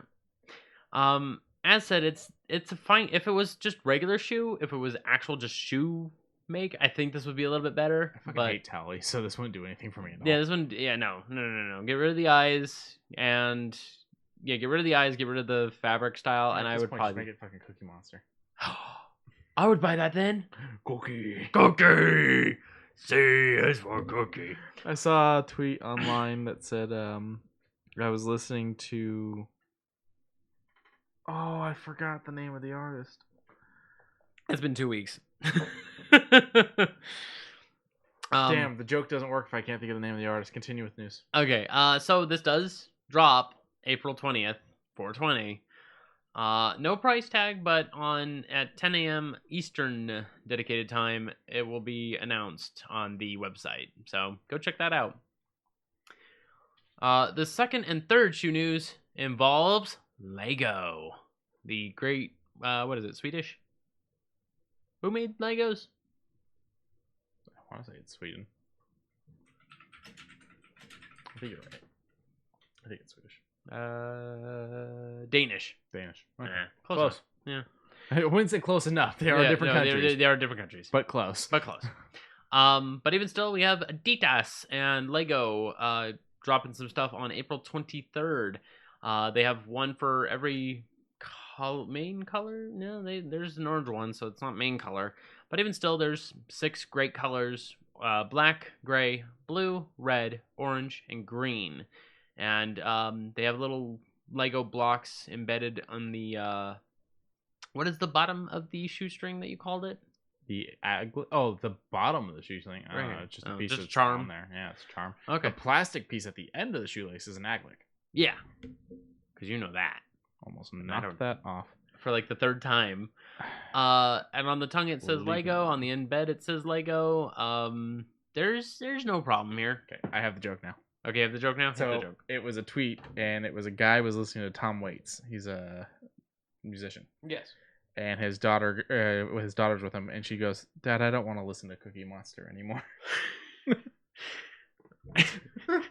And I'm like, I've never heard Tom Waits described so well. Back to the shoes. To the shoes. Each one of them is, I believe, 140 all the way down the line. Yeah. May 8th is their release date. They're all kind of a little too bright for me. Well, what about the gray or black? The black those would work a little bit more. And then the off gray, they don't have a picture of that one. Okay. The gray's okay. The red's the only one out of like the bright ones that I would wear. Okay. I would wear the bright red. I would probably just do the 2 harsher colors such as black and gray. Mm-hmm. Green, I would have to. I pull off olive well, and I would be okay with that one.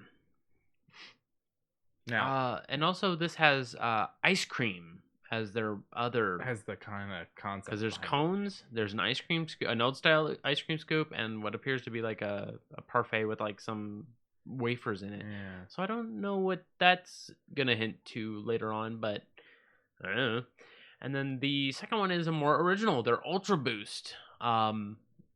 It's just a white with a couple Lego blocks on it. It's very simple. It drops tomorrow. Or no, well, tomorrow when the thing was out, but it was dropped on the 8th for $200.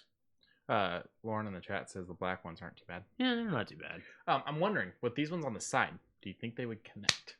Do you think they actually? No, they look too thin. My friend James bought me a Lego coffee mug, which you can stick Legos all over.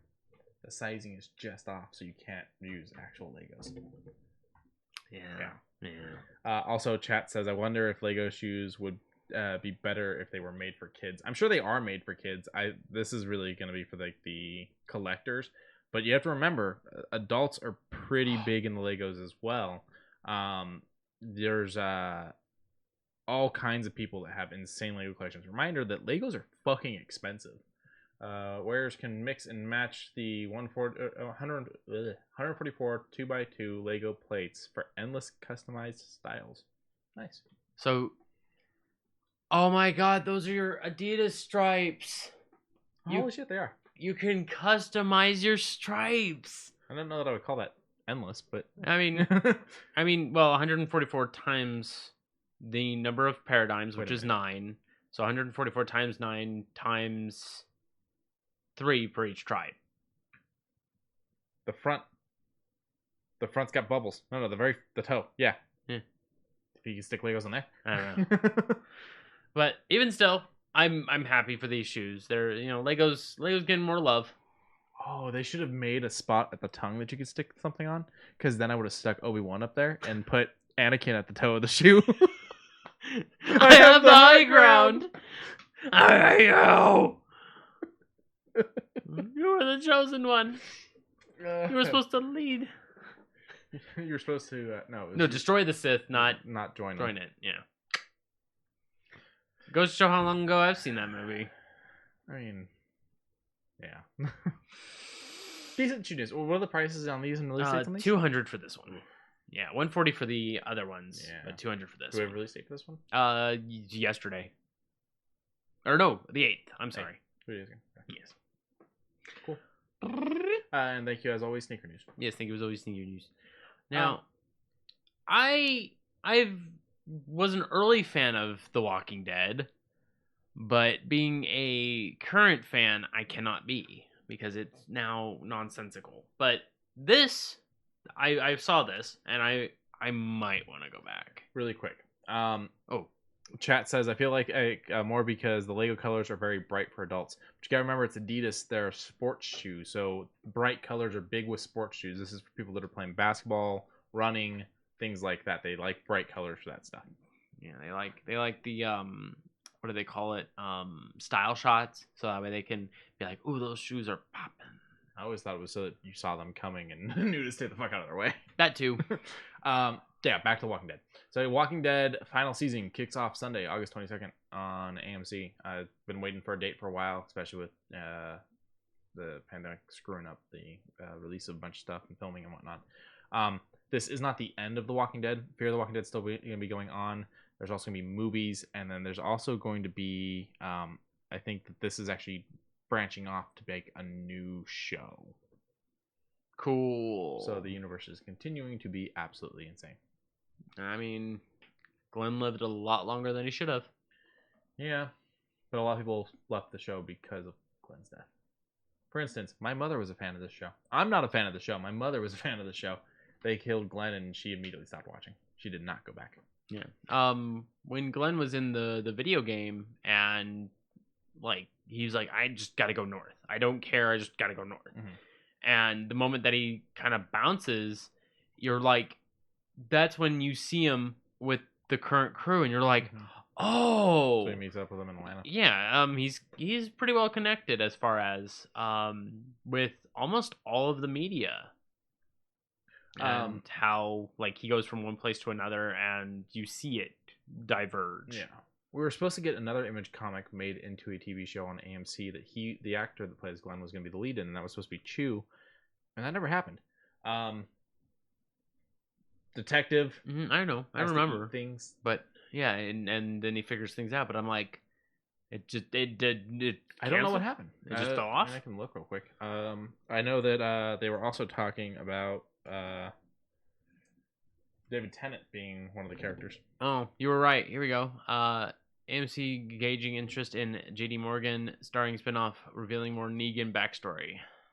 To be fair, Negan is still around the comics. Yeah. Fear the Walking Dead returns tonight. That's cool. Yeah, I'm not seeing anything about if that show for Chew is ever actually going to happen.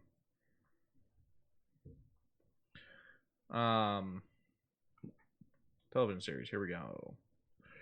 On February 1st, 2013, John Layman, writer of Chew, posted the following status on Facebook: Chew, Showtime, TV show not happening. So I guess that. Oh, okay. that's the final nail in that coffin. Well, that sucks. Then they were going to do an animated feature, and I guess that didn't really pan out either. And then they did a tabletop game, so at least there's that. Go play a tabletop game. Go play tabletop game. Be careful with Twitter. We don't You're right. need another. Yeah, we Pringles don't. guy. Nope, we do not. Batman: The Long Halloween Part 1, animated film coming to Blu-ray digital. If they do a character box, that's what I'll buy. If they do if they don't, I'll get this. You've read this one. I had you read this one. You forced me to read this one, and I was happy for it. I didn't force you. I said no. You said, and I quote, while we do yoga, you read this. Okay, I kind of forced it. And I read that one, and I believe it was Hush was the other one. But I was there for that. I read it once, and I read it. I went back and checked out a few other the scenes that I already saw, and I was like, wow, they actually do give you little tiny tidbits, and it's easy to miss, but in a good way. It's one of those that you don't really think about until the big showcase. Mm-hmm. And I'm glad that they're doing this in an animated feature. Troy Baker as the Joker. I'm pure for that.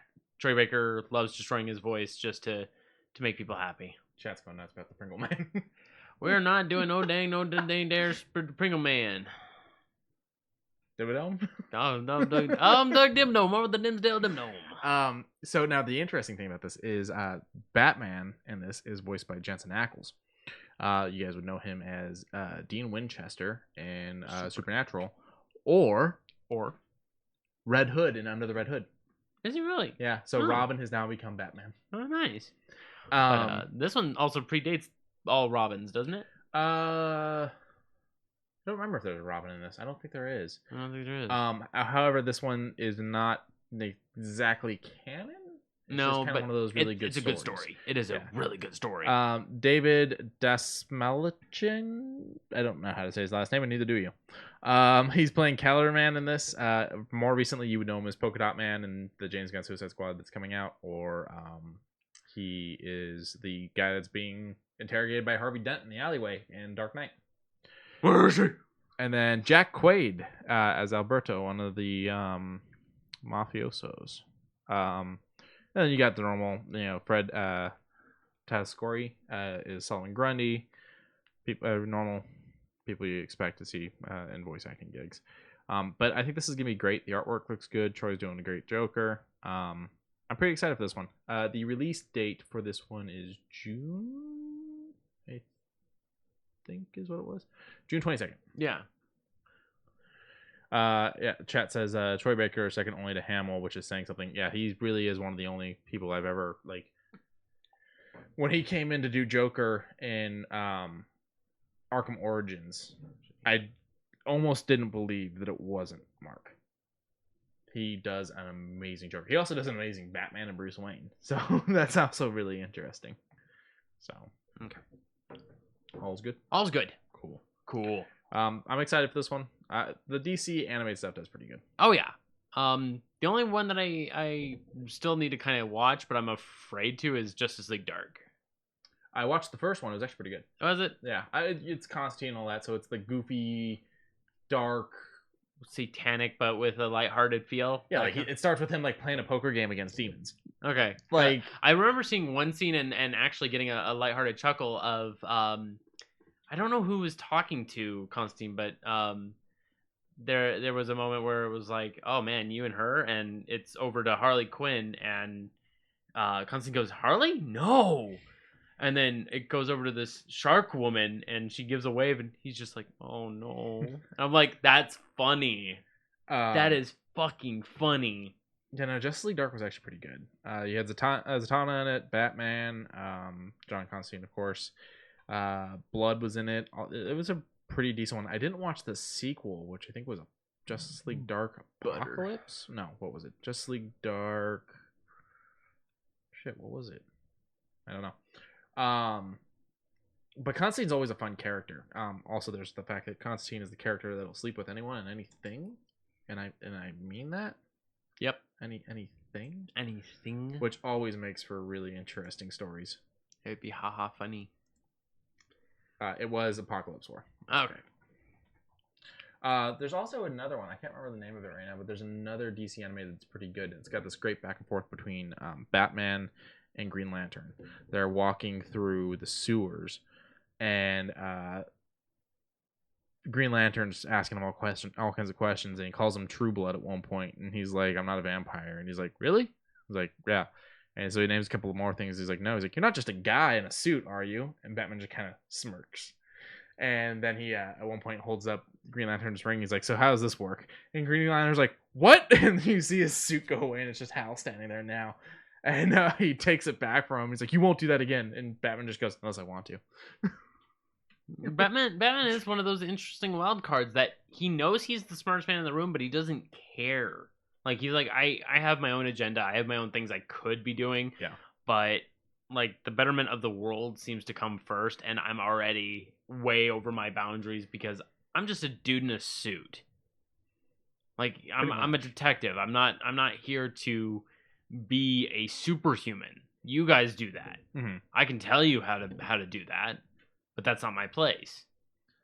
Well, then there's also just kind of the moments of Batman accidentally being better than everyone.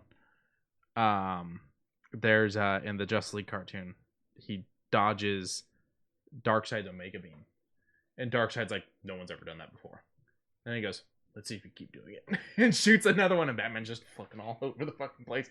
He can't really do anything to Darkseid. He's basically just keeping him busy while someone who can do a little more comes in. Yeah, I remember there was a Supergirl with Superman thing where he shoots the Omega Beam and they're chasing it around, and then all of a sudden he's like, "I'm just gonna work on this, but not concentrate on my own physical body." Supergirl pushes him into the Omega Beam, and I'm like, "That's actually kind of smart." But this is one I'm excited for. Now this is rated PG-13. From what I understand, Part 2 is gonna be rated R. Now that's an interesting cut. Does that mean that you must be PG-13 here, but you can become R? You can get your. So the thing is the story does get darker as it goes. Oh, on. it sure fucking does. I mean, it's dark here. Yeah. Like when they showcased Calendar Man, it's 4 murders in by that time. Sorry for very light spoilers, but even when I'm saying it like that, it's still very confusing. Yeah. So I think that it getting darker and them upping the rating makes sense. I don't think they try to make this PG-13. I think it's just the story at this point is PG-13. Okay. So it's going to come down to parents need to sit down and watch the R version and go, "Can I want my kid watch this?" You know. Yeah. Yeah. What we got next? This is yours. Yeah, Paramount. This one's kind of bummer news. Is it? Yeah, so Paramount is delaying a bunch of movies, including Maverick. Really? Yeah. That was wait. Wasn't that just set to launch? So it was supposed to come out July 2nd this year. Yeah. I think originally it was supposed to come out last year and it had to be pushed. So their hold date was July 2nd. Now they moved it back to November 19th. So it's taken Mission Impossible 7's spot, which I don't think is finished yet. Yeah. Which no longer has a formal date, which also means they no, sorry, that one does have a formal date. Sorry. Mission Impossible 7's new date is now May 27th of 2022. And they have therefore pushed Mission Impossible 8 all the way to November of 2022. So we may get 2 Mission Impossible movies in 1 year, though. Oh, sorry, no. Can't read my own notes. Change that. Mission Impossible will no longer be November 2022. It'll be July 7th of 2023. Sorry. This is the one you're going to be sad about. Okay. Dungeons and Dragons is in push from May of this year to March. Or sorry, not May of this year. May of 2022 to March of 2023. Yeah. I mean, I could just make my own campaign go that long. It'll be fine. Also, the Star Trek film that's being written by Vasquez from the Walking Dead show, Fear the Walking Dead show, that's been pushed back to June 9th of 2023. Bye, thank you, love you too. I didn't see the chat. I just saw it. Yeah. So one of the reasons why Top Gun Maverick's being pushed back is because it was shot for IMAX screens. And so they want to make sure all the big screens are available to do it. Yeah, I can understand that. Mm-hmm. But here's the downside. I love Mission Impossible. I'm a big fan of that franchise. Yes. But with its new date, it's coming out against a Disney untitled live action film and John Wick 4. Oh! I don't know that it can survive going against both of those. I would bump it back a little bit more, like another month or two. Yeah. Or if you can push it up, push it up. I mean, it's possible that Disney's upcoming thing could change dates because it doesn't even, we don't even know what it is yet. That may just be a placeholder, and Disney shifts dates all the time without pandemics. You know? Yeah. But still, to go up against John Wick 4 is a big one. Although, if people are jonesing for movies like we're thinking they're going to be, this may be a thing where people go and see 2 movies in one night. They don't Like, give a fuck. yeah, we've done it before. Yeah. We did it for Captain Marvel and Endgame. But we're not normal. You're right. I also, Regal Unlimited. So the Regal theaters will all be open back up the 23rd of this month. Mhm. Unlimited members will not be charged for another month. They're giving us a month of our Unlimited before we start getting charged again. Hey. So I'm going to go and see all kinds of movies. Other release date changes. Jackass is moving from September 3rd to October 22nd. Snake Eyes is moving from October of 2021 to July 23rd of 2021, which I'm not a G.I. Joe fan, so I don't is care. interesting. I don't know if this is going to be connected to that universe or if this is a reboot, but honestly, Even Snake still. Eyes is the only good part about G.I. Joe. So Yeah, but I've just never been a fan of G.I. Like, the only thing of G.I. Joe that I liked was the old 93 cartoon movie where they actually had, like, a negative purview on a terrorist who wanted to actually do a terrorist thing. You know? Yeah. Quick kind of off subject. Can I add people in the chat? Yeah. Okay, cool. Wasn't sure how that worked. I haven't done a lot of chatting in Twitch. You should be able to. Yeah. Mhm. And then it'll also show up in their personal messages. Cool. It should, anyways. All set. And then the Untitled Bee Gees biopic, which let's be honest, what do you think it's gonna be called? It's the Bee Gees. Staying Alive? Probably still Staying Alive. That one's moving to November 4th, 2022. The Shrieking of Treehorn. I don't know what the fuck that is, but it's moving to November 10th of 2023. And they've got an untitled Ryan Reynolds, John Krasinski movie, which that already sounds amazing. Yeah. Which is being moved to November 17th, 2023. So a lot of this comes down to movies that aren't finished, that production's been delayed. So, and I guess I get Maverick wanting to move because of the screens, and well, might as well just take our other movies' time slot rather than trying to fight with, our own film. That makes sense. But Yeah, okay. while we're on Paramount, I have officially tried Paramount Plus. Oh, yeah, it had a free trial, didn't it? It did have a free trial. Okay. What else did it have that would... Let's try and sell it to me. Rocket Power, Double Dare, Oh, shit, Rocko's Modern Nickelodeon. Life, all the Nickelodeon stuff. But the problem is, due to current contracts and weird licensing things like Drake and Josh, you don't get like the first 2 episodes of season 1. You're missing a couple episodes of season 2, a couple episodes of season 3. It's like a weird thing. Oh, because of like marketing or They like already signed like deals, products? I guess. But what's weird is like if you go and watch Drake and Josh on other things, you're also missing episodes there. So I'm not entirely sure on that. Okay, but even still, Nickelodeon. Nickelodeon. The Office moved there. I know you're not a fan, but The Office moved to Peacock. Sorry, ignore that one. That's Okay. All of Star Trek, Picard, the new shows that are coming, all the existing shows. The second season of Picard, whenever they finally get around to filming that's going to be going to Paramount Plus because CBS All Access is no longer a thing. I need to start doing some TV show because I got nothing that I'm really like actively watching aside from. Go watch Resident Alien, Alan Tudyk's show. The first season just ended. You can watch all of it on Peacock right now. Okay. The biggest problem with Paramount, other than certain things are missing seasons, because I'm sure in episodes, I'm sure that'll get fixed once contracts end. We kind of ran into a similar problem with Disney where it wasn't seasons or episodes, but it was like movies that were missing. Like you didn't have the first of a franchise or the last of a franchise because they'd already signed a 2-year deal with Showtime or something And like so that. they have to wait until that's over. The problem, chat's going nuts about the Bee Gees movies. Yeah, they're making a biopic about about the Bee Gees. Staying alive. I'm thinking that's what's gonna be called. I'm hoping. But the biggest problem with Paramount Plus is the UI. It's really user interface. It's fucking terrible. Really? Yeah. Searching isn't all that great. The way like the lists are done isn't well. I mean, there's 18 freaking streaming services out there that have been doing this for God knows how long that you could rip off. And there's new streaming services coming out like every other day that you could rip off. Y'all should have done better with your UI. I mean, the UI is not good on Paramount. I mean, we've been in technology for we've been in technology for how long? Netflix just now got it right, and Netflix Disney had it right, and then they fucked it up. And then you've got, what is it? Disney Plus. That's primo. Yeah, they have like everything Disney in there nice Plus. fun. And then HBO Max, which has it even better because they say, what channel do you like? This channel, go with that. Everything there. Okay. You want it in alphabetical order? There you go.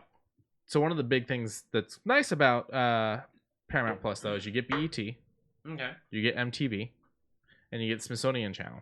So with MTV, you're getting things like Beavis and Butthead, Daria. You're also getting things like Teen Mom, whatever. BET, you're getting Everybody Hates Chris and stuff like that. Smithsonian, it's all the science shit. You got Comedy Central, and I went, oh great, things like Little Bill and or, I mean, whatever it was called, the one where they made fun of George Bush. I think it was like, it was Little Bush, not Little Bill. Yeah. It's Little Bill's the Cosby thing. Yeah. It's like the roasts. They have all the roasts on there, which is Oh. fun. Yeah. But also, I've seen them like 80 times. Get me some of your old. There's no Futurama, even though they bought Futurama at one point. I don't know who owns it now. Maybe Fox still owns it. Maybe that's why. I'm not sure. Maybe it's because it's still on Netflix. I think Maybe that's the issue. Yeah. They've got SpongeBob, but they've also removed 2 episodes of SpongeBob. Oh yeah. They removed the Penny Raid Raid episode. Yeah, I heard about that. Which I'm like, I mean, he gets punished, whatever, leave alone. But they also removed an episode that I don't know I haven't seen the episode, but they say it's too close to what the world's currently in with the pandemic, and so they removed it. Sure. Look at it. You have the originals like Picard, Discovery is Star Trek Discovery is over there, but you got Camp Coral, which I'm against. The new SpongeBob spinoff. They basically waited for the creator to die so they can make a spinoff because he never wanted a spinoff.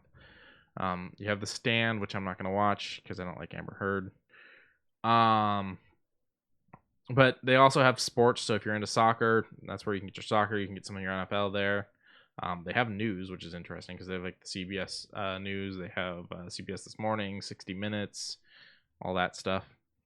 It's an interesting streaming service. I mean, it's definitely got the nostalgia factor with Nickelodeon. The problem I'm seeing is purely at the missing seasons and the UI. I mean, they have VH1 because they have MTV.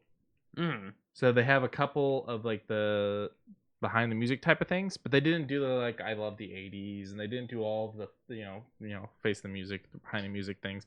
They only did a couple of episodes though. They do have RuPaul's Drag Race, which is nice. Oh yeah, that's one of Lauren's favorites. Yeah. They have NCIS. There's plenty of things out there, and they did the smart thing. They didn't do what HBO Max did. When they launched, they made sure they were going to be on as many devices as possible. You get them on Android, you get them on iPad, you get them on iPhone, you get them on Apple TV, Chromecast, Fire TV, LG, PlayStation 4, Roku, Samsung, Vizio, Xbox One, Xbox Series X, Xfinity. They're on all of it, and you get up to 3 devices. Okay. With 1 subscription. Okay, that's not too bad. Okay, Paramount Plus seems it's okay. Well. Now, the one thing I will praise them for that I have not seen from anyone else, and maybe it's because the other ones hide it, or maybe it's because they don't do it, discount for students. If you were a student, you get 25% off the streaming service. Good shit. So, I'm going to leave it up to people as to whether or not they want it. I mean, yeah, it's up to you if you're going to fix things before I'm happy. Yes. They need to, you need to justify whether or not you want to go out of your way for Comedy Central, MTV, Nickelodeon, and Smithsonian, and BET, and all that. Mm-hmm. So, I mean, yeah. Back to the chat real quick. Excuse me, please, BGs. Okay, we talked about that. I watched the HBO So Good. I haven't seen it. Love Barry, and I want one place to get all of the shows, period. They ask me my favorites, and bam. I wish that was possible, but that's never gonna happen. I mean, cable has fought that for so long. You get all the channels you don't want. You know. All right, Knives Out. You liked it, right? Stop and finish it. I don't know what I'm gonna do with you. I love this movie. I have the Blu-ray, so I will probably sit down one day. And I wanted to buy the steel box and couldn't get it because I found out about it too late and it sold out. So I got the regular Blu-ray and it's okay, I guess. It's alright. Well, we already knew it was getting sequels. Now here's the thing: Netflix bought the rights to those sequels. It's still going to have Daniel Craig, and it's still going to have the original writer and director whose name is escaping me. Is it at the bottom of this image? No, it is not. You go and look that up while I talk about this price. $469 million, which averages out to $243.5 million per film. Ryan Johnson, thank you. So they have already paid $234.5 million for each of these films that they haven't even began to pay writers, director, actors, building sets, all of that. That hurts me a little bit actually, because you're pre-setting how much you're going to be paying these people. Yeah, well then on top of all this, it's Netflix. There's no box office. So you're paying for free. All you're getting off this is merchandise, eventual digital and physical releases, because they're not going to want to do that right away because they want people to watch it on the streaming service. And then keeping subscribers. I don't know that this is necessarily going to generate more subscribers. No. So it's a great deal for the studio that sold it. I think it's a terrible deal for Netflix. I don't understand why they thought, let's pay for... They spent more on one of these films at $234.5 million than they did to get The Irishman from Scorsese. They spent more on this, and this isn't even a movie yet. Nope. Than what they did to get The Irishman. Yep. Foolish. Indiana Jones. So we've talked about the fact that the game's coming. We've also known for a while we're supposed to get number 5. Hopefully, however you feel about Kingdom of the Crystal Skull is your opinion. I personally enjoyed it until it became about aliens. Yes, I concur. Kate Blanchett is an amazing villain. Oh yes, she is. The big fucking ants were crazy scary. Yeah, sure. It brought back my favorite Indiana Jones girl. It's just the very ending with the aliens. Yeah. Well, it's still gonna be Lucasfilms, even though it's Disney. They have announced that Phoebe Waller-Bridge is going to be in it. What you would know her as would be she's the voice of L337 from Solo, the robot that Lando's basically in love with, the co-pilot. Which is really interesting because that means she voice acted with young Han Solo, and now she's going to physically act with old Han Solo. Oh yeah. And John Williams is back to do the score. Oh, good. Yeah, so that's a pretty big one. Spielberg stepped down as director though due to disagreements on the script. Granted, this man was involved in making Kingdom of the Crystal Skull. So I'm curious because it's Steven Spielberg. He's done amazing shit. Yeah. What did you do in a script for Indiana Jones that made him go no? But he said yes to Kingdom of the Crystal Skull. I'm nervous. I'm nervous also, but then again, there's a lot of good directors out there. Although to be fair, we should have seen the aliens coming. Because Spielberg loves aliens. E.T. Yeah. Close Encounters. Oh shit. That's just the first two I can think of without really Animaniacs. diving into it. I mean, there may be aliens. They could be. We don't know what the fuck they are. The current release date for this movie is only July 22nd, 2022, so they're going to film that quick. That is pretty fucking quick. The current director is that's going to get pushed. You think? I know. Because I feel like they just dropped this date. The current director is James Mangold. What you would know him from, well, you might know him from, would be Logan. He was a producer on that. Okay, cool. If this would load the director half of his credits, that is what I want. He was the director on Logan and the Wolverine. 310 to Yuma. Girl Interrupted. Identity. Walk the Line. Okay. Ford versus Ferrari.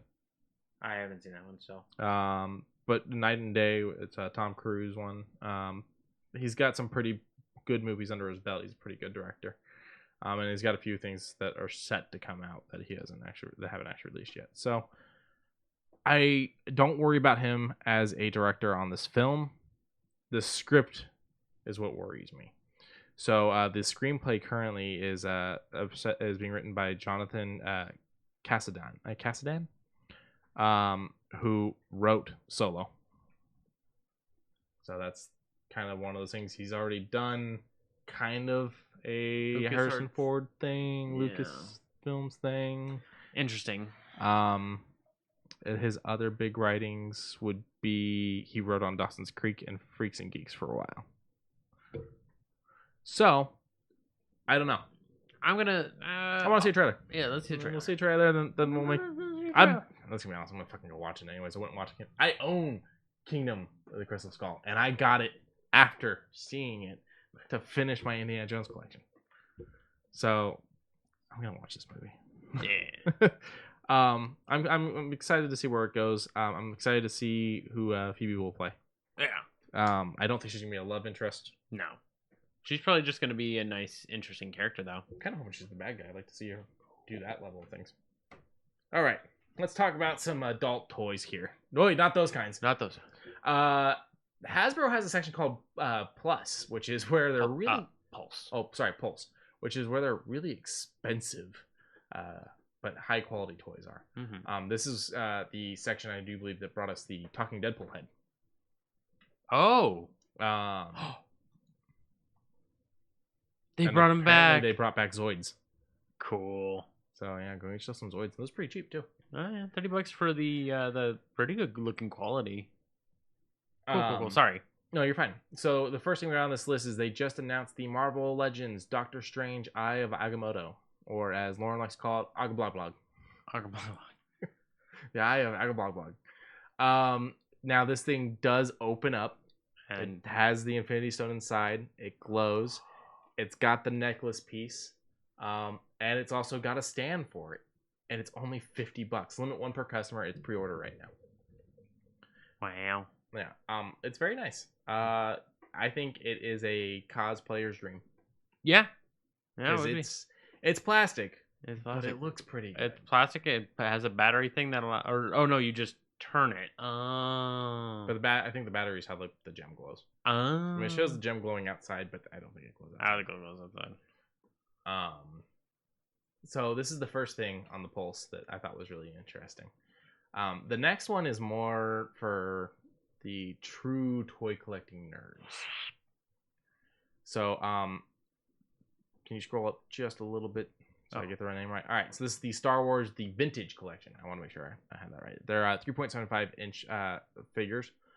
So these are set to be the old style of the toys. Kind of more Kenner-esque, but high quality at the same time. Not to say Kenner was low quality, but they're high quality toys. They're at about $13 a piece. And they've got the vintage boxes too. Oh, cool. So if you click on any of them, just pick one. And then through that list, it should. Oh, nope, it didn't show not her for box. her. Let's go up to like the Harrison Ford one. Yeah. Give me the box. There we go. Oh yeah. It's the old style Kenner box. It doesn't say Kenner on it, of course, because it's Hasbro. Oh, it does say Kenner on it. That is great. That just made it even better to me. So these are great. These are worth it. These are all pre-order as well right now at $12.99. So these are pretty cheap. Pre-order items will be available to ship roughly around 8/1/2021. And they've got all kinds. They've got Darth Maul. They've got Grogu. Das Baby. Yeah, Das Baby. They've got different versions of Solo. A little bit of everything in this. They got ships. They got droids. They got Boba Fett. Padme. OG Anakin. With the rat tail. They've picked people from all the movies. So this is big for the true toy collectors out there. This is one of those ones where I'd pick like one to get. Wow, they're already sold out of the Gamorrean. Yeah, Gamorrean. I kept wanting to say Gungan. the Gamoran guard. And they sold out of the Razor's Crest, the ship. Mandalorian ship with the baby. Look at the little Grogu. The tiny little Grogu right there. I'm sure they'll probably do another release. Oh, yeah. And sold out of the Mandalorian. Of course he would. Yeah. Of fucking course he would. But this is one of those things where it's like, I wouldn't be able to do the whole collection. I'd probably pick one. And it probably wouldn't be a ship because the ships are $100. Yeah. And then the next thing is another Star Wars set. The Black. Yeah, so this is the Black series. They've done Black series before, but this seems to be... This is the new set of them. Yeah. The helmet's the big thing for me, personally. Ooh. That looks good! The training Luke. That looks really fucking good. The boxes on the Black series have always been really nice, too, because they got that open up. And like the front opens to show you the character and then give you, like, information on, like, the figure and whatnot. I don't feel weird seeing the Disney logo on there. No, that's fine. Now, these figures are a little bit more expensive. These ones are sitting around $25. Yeah. These ones are the much more articulated, but they hide the articulation through, like, mats on the inside. So that way you're not noticing the joints. The Black series went for a while. I have one of the quote-unquote rare ones, the prototype armor for Boba Fett, which is the pure slate white. It's going for back like, up. They actually did a Jar Jar Binks one. Oh, yeah. I'm honestly surprised they did it. Wow. Props. There's plenty that's sold out in the set already. This is the bigger set. So, like, they sold out of the Black Saber. Sold out of some of the helmets. The Hunter sold out. The Crosshair. Boba. The Boba we get. How come Han Solo ain't getting hello? So, while we're talking about this, because they have this FX lightsaber here, Disney reportedly is working on an actual retractable saber that may be sold at the parks. Okay. And not just one of those plastic ones you push in, but like one that's nicer, like the FX type of a thing that you press the button. I'm not going to try to wrap my head around how the technology is going to work. I'm just going to wait for that $200 to $300 to $400 price tag and cry. Oh, yeah. Socks in the chat says, I googled the moment with Constantine, and apparently it's King Shark. And apparently the ship is called Constant Shark. That's a good ship name. Makes sense that it's King Shark. And when you said Shark Lady, I was like, I thought it was a woman. Yeah. But King Shark, fine. I love these boxes. Oh, these are a bit of a different version of the boxes. I like these ones too. I personally like the one with the front that opens, but those are nice. Seagulls. Stop it now. Oh my god, but they are expensive. They are. I mean, you get some of them that are only 20, but then when you go a little bit more into the in-depth ones, ooh, the lightsaber. Oh, so and that's Ventress with the curved lightsabers. Yeah. These are all not all these, but all the new ones are on pre-order right now. Oh wow, they even did what's his name from Cal? Yeah, Force no. Last Fallen Order. Fallen Order. I was waiting to see if we could get there. There's so many fucking subtitles that sound the same, but I'm happy to see that they're actually throwing them into this. Yeah, with his droid BD1. I like BD. BD is a good one. Yeah, he's a cute little droid. Enjoyable game. There's a lot of people that are making speculations on a sequel, and I don't know that it will get one with where it ended. But even still, it sold out. Ooh. Yeah. Well, he was also 2 per customer, which was an interesting choice. There's a little bit of something for everyone on here, I think. I'm pretty sure. Yeah, they even have some of the more obscure ones. They have Vice Admiral Holdo, who is only in 1 movie. So,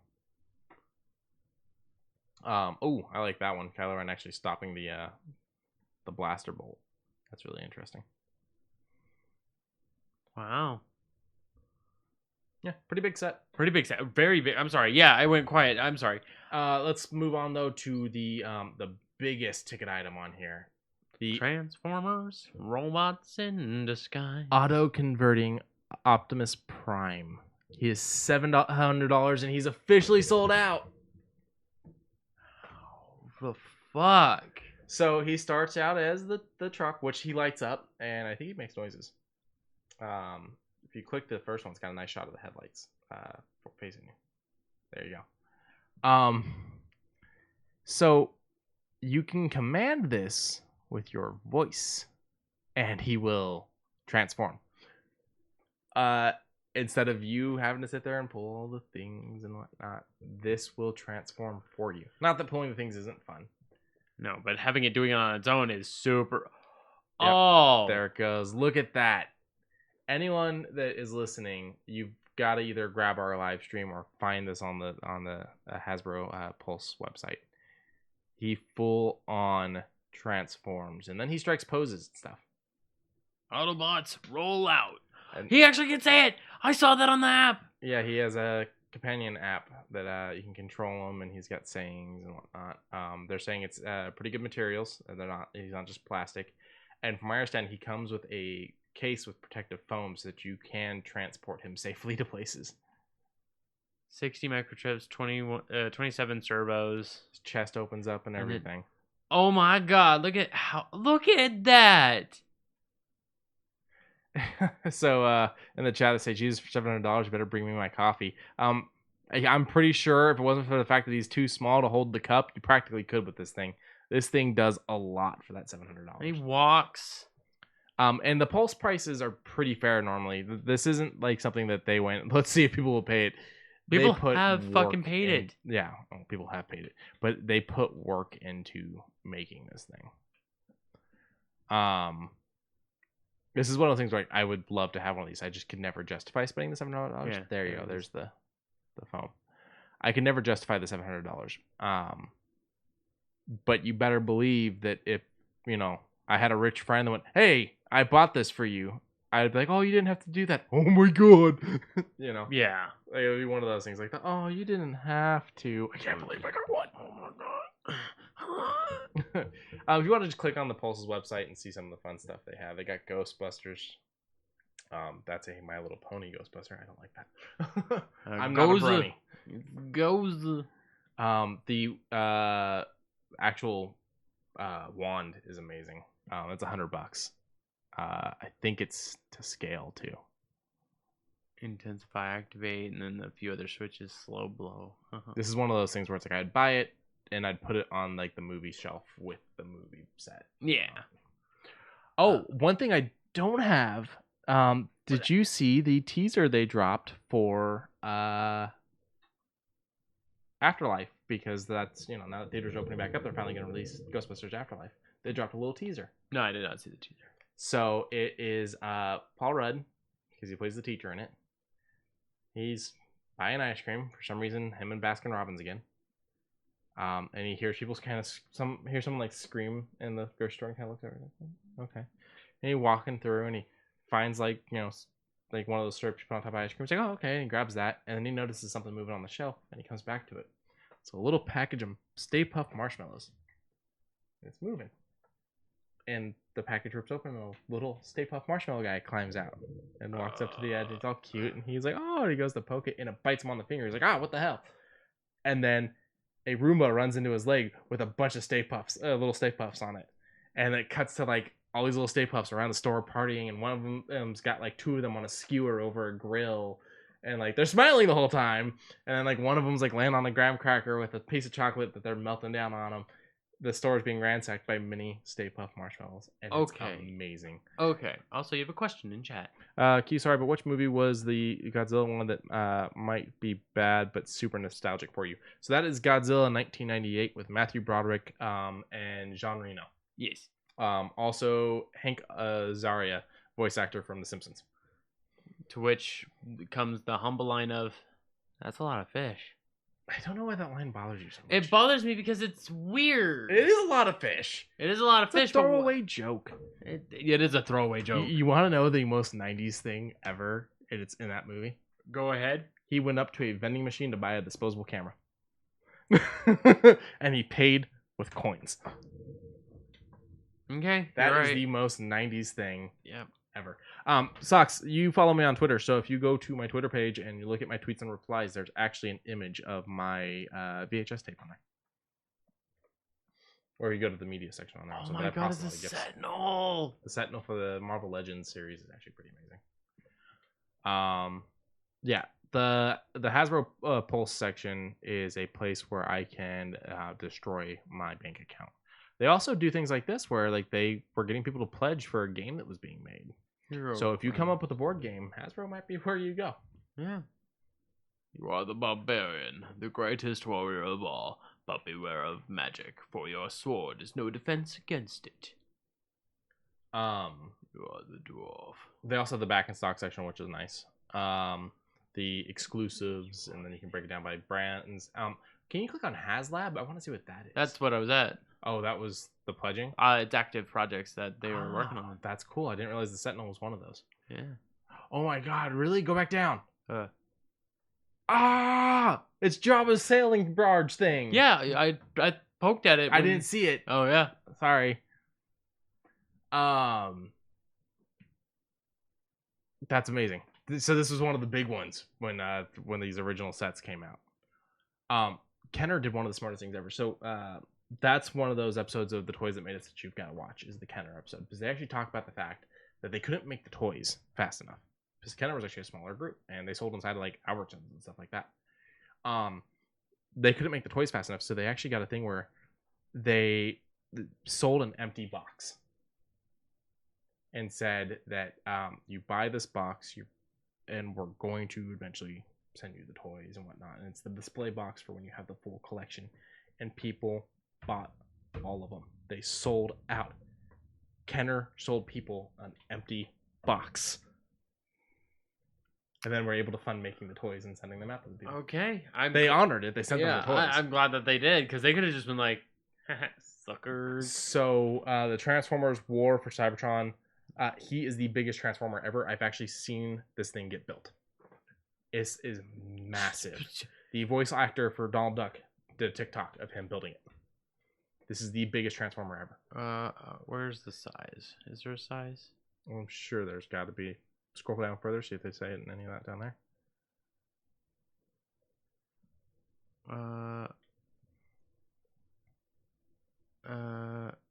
No. But larger than life, 27 inches. Yeah. So it's the about here-ish. Once he's built. Yeah, if you go and find the voice actor that does Donald Duck on TikTok, he actually has this thing on display, and so he does all that. He puts the wings in. Jesus Christ, this thing is insane. The biggest Transformer ever. He is the planet, so yeah, I would assume so. And the fact that it was pledged and got made and shipped out and whatnot, it's expensive. It is expensive. He did it as one of those things. Is like, what's the most expensive thing you've like bought? That trend. And he's like, okay, so this is mine. Wow. And he's got good facial details and everything too. Yeah, like this. I mean, yeah, I would hope so. I wouldn't hope that it would just be this slate. Well, for that big. Sometimes you get that yellow-haired Luke Skywalker for some reason. Yeah. Every now and then you get that toy that doesn't make sense. Look at the little tiny mini. The little tiny ones, yeah. But that's everything.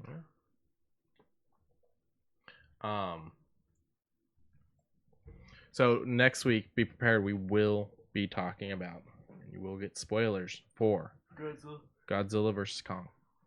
We're not gonna hold back. Nope. It's been out for a couple weeks already. Yeah, we're actually a full week behind schedule on that one. I don't know what the next HBO. I think probably the next HBO Max release that we'll do will most likely be Mortal Kombat, because we're not feeling